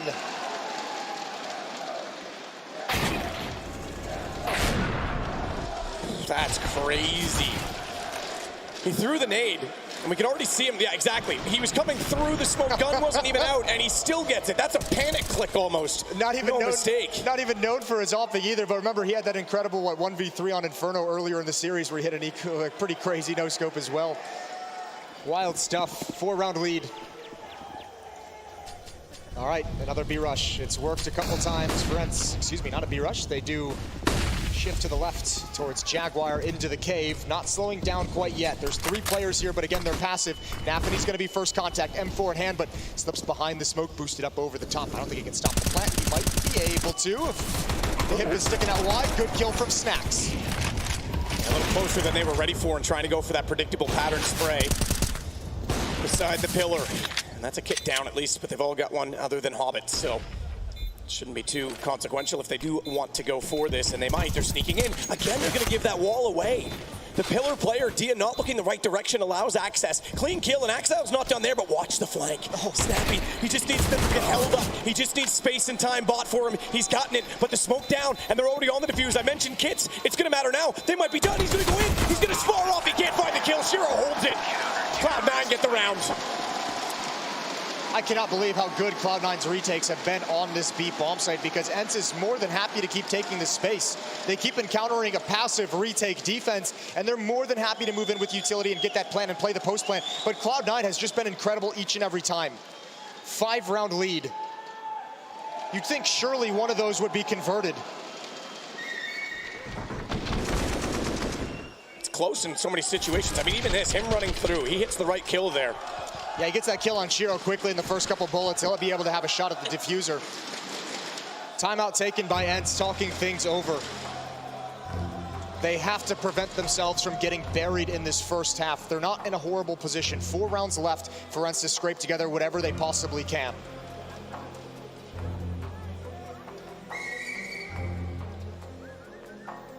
Quiet from Saw as Snappy will get vocal. Snacks trying to soak it all in. Yeah, there's a throwback.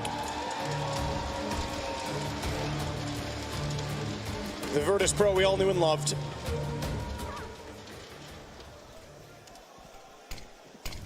Madden, the challenge. Oh, spots a blind Hobbit, spots a blind Exile. 5 HP, oh, that's it. No, what? Where did that go? Oh, it hit the clip. It hit the one step in the middle position. That's so unfortunate, because that was an easy kill for him. Inters turns around and gets it back. Exile will survive on 5, and then go back over toward A. Snacks to start it. Shiro above, though. Look at the HP on Snacks. He's trying to use the boxes to cover him. Doesn't want to bait them into one-on-ones this time, does he? Because he's trying to just stay alive. Bomb dropped behind, and Shiro seeking any information. Inters gets it instead. Backside of Donut. And he's on 2, but it is the op. So he's still deadly from this position if they overextend and overpeak. It has to be Snappy. Oh, he's picked up by Inters. That's so unfortunate. And Hades was brought down low, as you said, from the hot hand of Shiro. A great standing tall defense behind the default boxes. 9-3, Cloud9 extend the lead, and Ence still not able to find any consistent answer. So many plants in this game.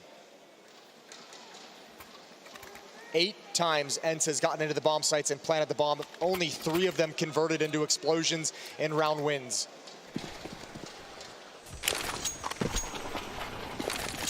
Flash goes high. Smokes deep as well for Cloud9. Looked like there might be some pace to the play from Ence, but a self-thrown Molotov not to allow them to peek, and Nafany still does. Inters has walked out. They've set the trap, and they've sprung it down hard. A snap clean on the legs. That'll take Ence out from under them, and look, just Snacks now on 16, 15, 10. Count it down. It doesn't matter. He's going to go out to Hobbit sooner or later, and Nafany's still in position. Clean, concise, and it's 10 for Cloud9. This Cloud9 team, they're not losing the grand final. They're not losing a map. This Cloud9 team is way too strong, and they're feeling it at the moment. Whether they go passive or aggressive, they're finding success all over the place. And you've got to be stumped right now if you're Snappy, if you're Saw, if you're Ence.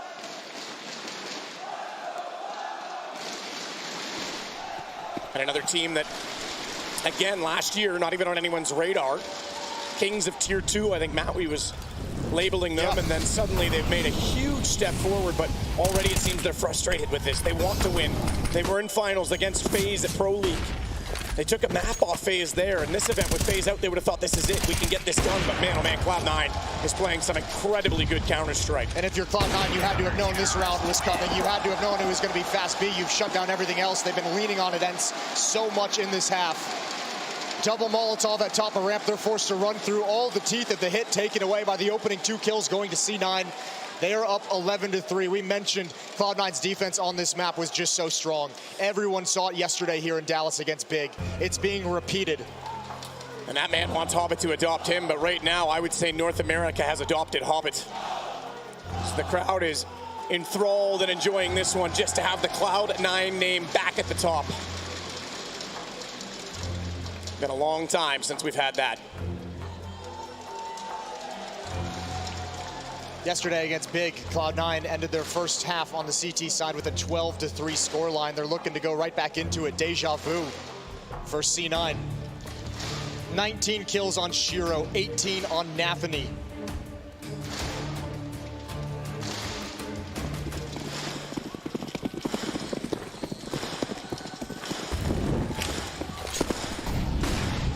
Hobbit.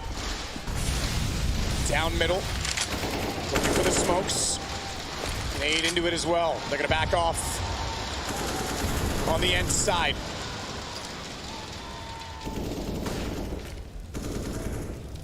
Double position inside Jaguar this time as Inters and Nafany are gonna hold hands. Cling together. Molotov, fortunately for them, is going to bounce the other way as well to cover off the cave hole. Anti-flash position. They go in quickly. Has to turn, Nafany. He does. He puts Maiden on 9. He's tagged to 75. He can absolutely win this exchange, but Maiden's aim better. As Madden actually pulls it around, as Shiro that has to get aggressive on the site. Hades trying to capitalize. Molotov, though, is it going to extend? Oh, Madden. He can feel it burning the hairs off his shins, but he will stay alive in the corner as Hobbit takes down Snacks. It's still the advantage to C9. Man advantage to C9, and Shiro is still close by. Axile and Hobbit going to work together to clear mid. They're going to have a fast flank. That's why Shiro's gone completely passive, waiting for this peak. That one exactly. Diha, 1v3, trying to get his team 4 rounds on the board. Bomb planted. Smoke down at the close lane. Means he can sneak away, but he sneaks directly into where they were walking in from. And the mouse through the hole quietly takes him down from behind. It's Axile, 12-3 at half. Cloud9 are that close to wrapping up Dallas.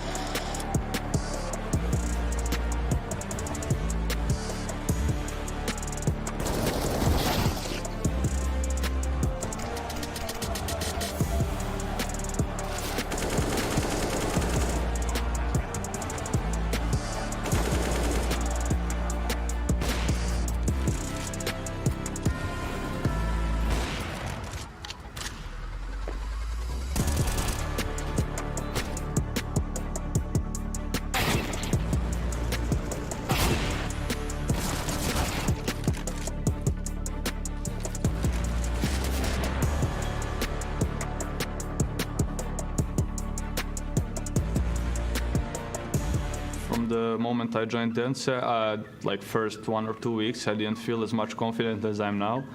But like everyone in the team contributed, and especially coach and Snappy, they helped me a lot to gain the confidence back. They let me do the plays I usually do to make me feel confident, and like they helped me a lot. But the first like 1 or 2 weeks, it was a bit rough for me because I just came into the team and structure and everything was different than the past team. So it took some time to fix. Lots of wall bangs have come and gone. Incredible plays in their day. Incredible moments in history.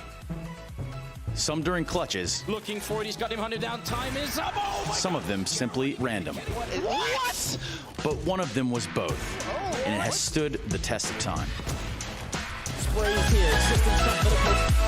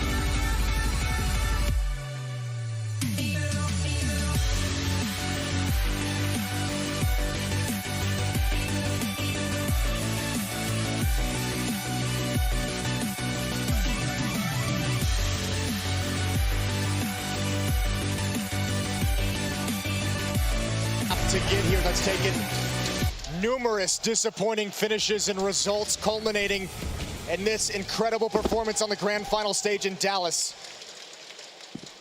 That ever-elusive trophy.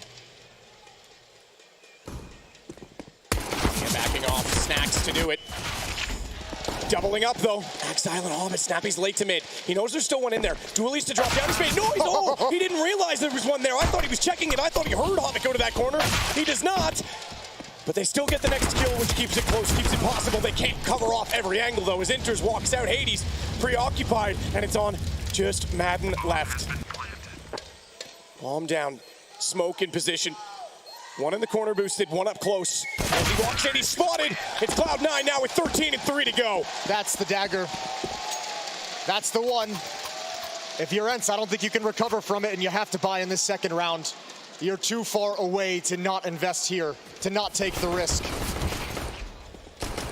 Man, the trading from Cloud9 is just so good. Hobbit, what an incredible round. You're right, here's the sound cue, ready for Snappy's peak, and no chance for Madden in the 1v3. 10-round lead for C9, 3 rounds away from the silver plate.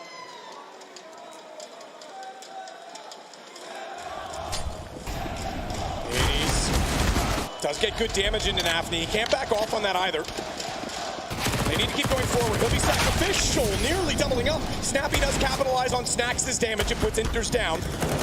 So a 3-on-3 ensues, and with the play slowing slightly, no, they can't get more guns, but they can get more setups, more angles. Exile takes that away from them, and here comes Hobbit. Madden again in a 1-on-3. No matter what the danger is, no matter what the obstacle is, Cloud9's coming out on top. Another 1v3 for Madden. And a dangerous, deadly crossfire to get through first. Can't complete Hobbit. The re-swing is there. Double kill from Hobbit and Cloud9 at just 2 rounds away.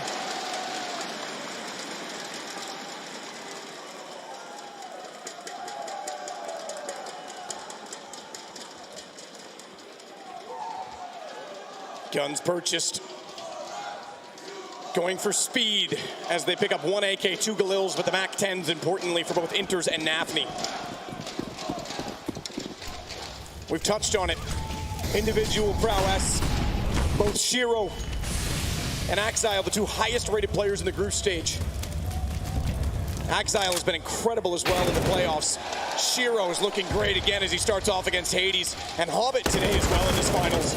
So spectacular in the first 2 maps. Shiro doubles up, Snacks goes down. We're looking potentially at map and series point right now. Championship point for Cloud9. Don't rule out this MP9 though from Snappy. Inters is gonna put Dia down. Yeah, he is. Inters, 1 more kill to find. Ence have no feel in this game. Cloud9 have knocked them off tilt. Done. Inters has it, walking out, 1 to go. And Ence know it's inevitable now, but how much salvage pride can they put on the line? Nothing stands in the way other than a few kills for Cloud9. This is going to be a special championship for Cloud9 here in Dallas, winning over the crowd, the fans. Something they've never had at any previous tournament. First time on this grand final stage. First trophy for most of these players. Goes to show you the power of a good org as well, as Cloud9's brand is clearly still strong in North America.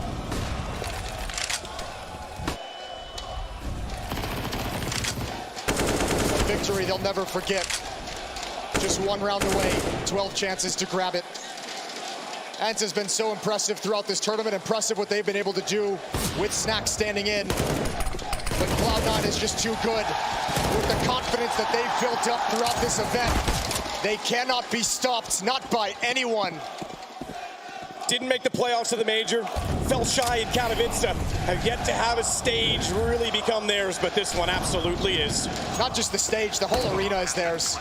Everything about this event has been for Cloud9 ever since that victory over FaZe. We knew it would propel them to new heights, and Cloud9, they are your Dallas champions. The crowd loves it, they do too. This is the confidence they need. This is the team that needed to take this step forward to get over the hurdle of the stage. This has been a search for the next step of contenders who can challenge FaZe moving forward. And Cloud9 have answered that question because this team isn't just a contender here in Dallas. This team is going to be a contender moving forward. This team is going to be dangerous to everyone. Jack on stage, the man who made the decision to bring these guys aboard. Having given up on a project just a few years ago, the Cloud9 name was synonymous with Counter-Strike. It's back, and they can keep their heads in the cloud. Because dreams won't die in Dallas. It's delicious, it's destructive. It's destiny. It is destiny. And it is absolutely noticed for the rest of the Counter-Strike team as these guys will take a step forward on a stage that they have not yet taken, towards the front, toward a crowd that absolutely adopted them. NA has a new adopted team in Cloud9 directly, and they even want Jack to go for the trophy. IEM champions, Cloud9 in Dallas.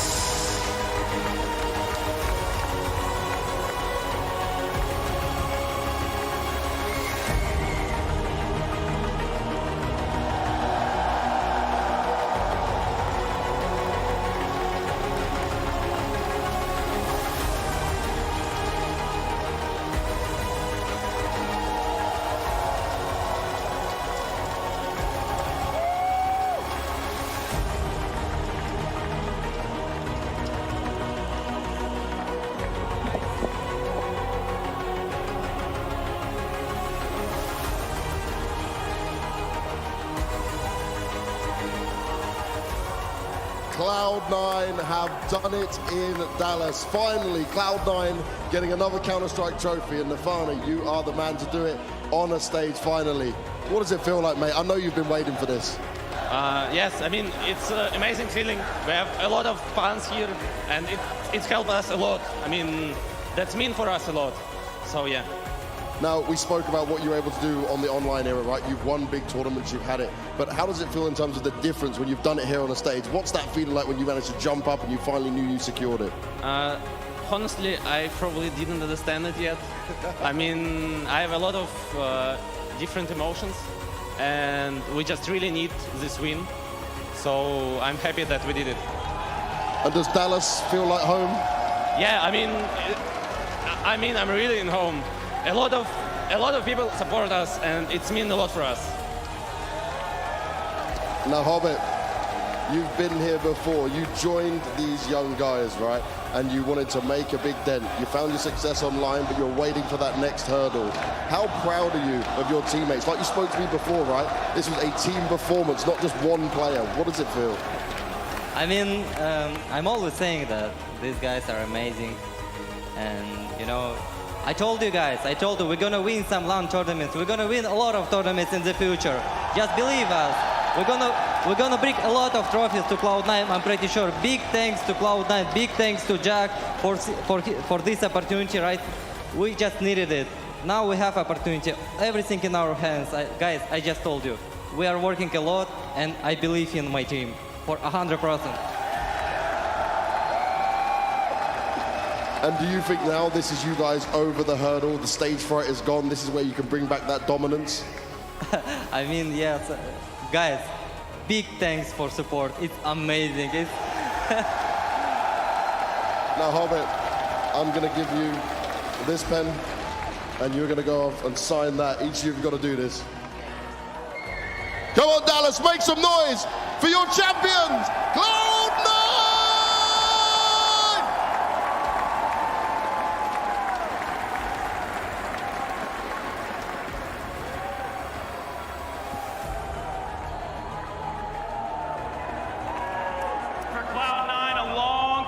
coming right here. A team that saw the ups and downs of the past few years from a front row perspective now, hoisting a trophy here in Dallas. You do love to see it, Maui. You do, you do. This was such a tough victory for them. They had to beat the best teams in the tournament. They did. They passed with flying colors, and under their new org banner, took them 2 tournaments to win it all. This is a new look for Cloud9, and I'm loving it. I'm just hoping we're starting. I'm hoping we're just starting a new story now. Yeah. I'm hoping we're starting something for this roster. Of course, we have been patient. We have been demanding results coming in from them, and they have delivered massively here in this arena. They leave the trophy, and they deserve it. Yeah, and just seeing this happen on North American soil right here in Dallas, I got to say today is a pretty proud day to be a C9 alum. USA. USA indeed. I don't know if one more is back in story. You guys feeling it, Dallas? USA. USA. Hell yeah. There you go. Some people say you need a vibe check around here, but Dallas, you don't need a damn vibe check. This crowd has been You need a cage. You guys are animals out here. I appreciate you guys coming out all week long. Yes, indeed. Champions crowned. Maniac, I'm looking to you for some answers here, maybe even some commiserations sent the Snacks way. Yeah, listen, for Ence, of course, commiserations. I think they will leave Dallas and fly back home with no regrets. I think that's how we have to look at it. We can do nothing but honor the path they had in this tournament. They really fought with all the bravery they could. Snacks displayed a performance that we hadn't seen coming. I think Snappy ran out of steam towards the end. He ran out of energy. But can we really fault them? I don't think they had the tools in the arsenal to fight back, where you would hope for an individual to step up. I mean, it's obvious that in the last map, you could see it's not even a momentum. It's a tsunami at this point. There's nothing that is stopping Cloud9. And maybe Spinks at that time could have made a difference, but I don't think we should fault Ence too much for that. With the situation that Ence were facing, with it being Snacks for Spinks, no one thought that they should have made it this far, but they did. They kept beating every opponent in front of them. Obviously, Cloud9, the one they couldn't defeat. But I really do want to give a big shout out to that Ence team, because I really think they played some excellent Counter-Strike throughout this event. Obviously, in the grand finals, Cloud9, they were just the more complete team in every sense of the word. Yeah, it seemed like they had the right step, or the right answers every step of the way, Maniac. I mean, some of the things that we have seen from Cloud9 is exactly what we had been demanding for so long. Yeah. Shiro, Axile, machines, absolute machines. Shiro closed this grand final with 1.50 rating. On Ancient, he was massive. Nafany as well, someone that has been massively stepping up his game. But there is a name that we also don't mention, and then we're going to celebrate, because Axile do be rocking this shit. Now, it's funny you say that, because that was actually the next name to appear here, and rightfully so. The DHL MVP is going to be Axile. Here in just a moment, we are going to bring him right here. So if you did sit here, if you had the lights a little bit in front of you the whole time, trust me, Axile's coming down front row. And it all works itself out. And we have to celebrate this, man. I mean, we all suspected the kind of talent, the kind of power he would bring to the server, and he delivered just that today. He didn't let us down. He didn't let his team down. He provided time and time again with the rifle work.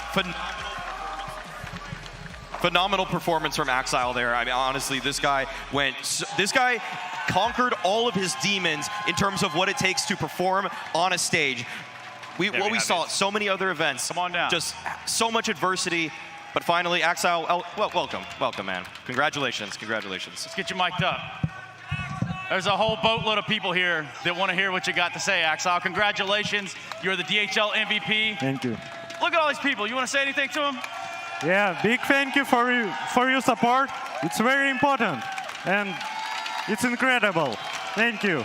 Incredible. You're going to remember this one for a long time, Axile. Yeah. This has been a back and forth for you guys. You go into the Cloud9 banner, you secure a big W here in Dallas. What does that do for your team?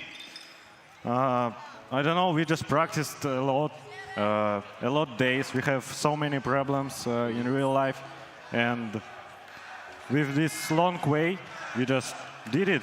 You did and we are happy. Hell yeah, you've done it. Axile, I want to say, I mean, when I talked to Nafany before, he was talking about how there were all these problems behind the scenes, how it's so tough for you guys. But I want to know, from your perspective, what did the crowd do for you? The fact that there were so many people cheering for you and Cloud9 throughout this stadium portion. For myself, just the crowd helped me. I've just feeling this wave, how they're screaming, and I just get this wave. I giving it wave for my team, and we are all screaming when we're winning rounds, clutches, and it is incredible. You had an incredible performance against FaZe. To me, it's a moment that I will keep in mind. Was that a moment for you that was so important to be able to carry your team through, to have that insane performance that we all waited to see from you? Yeah, I was so happy what I can do this performance for my team against team like FaZe. Yeah. They're really strong, and it was incredible match. And was that a click for you? Did that change something in your mind after this game? Because after that, what you have shown us after that was on top, amazing. I think click was like, I can do everything. Right. Okay, there we go. He can do everything, Trace. That's about it. Yeah, that's what counts. Hey, man, I'm going to get you out of here. I know you got a pretty good night ahead of you, probably, if I had to guess, for Axile and company. They're going to have a good time tonight. Axile, I want to ask you this. Is there anything you want to say to the people watching in Twitch chat? You want to say anything to anybody watching at home? Anything at all? I love you guys. I love you.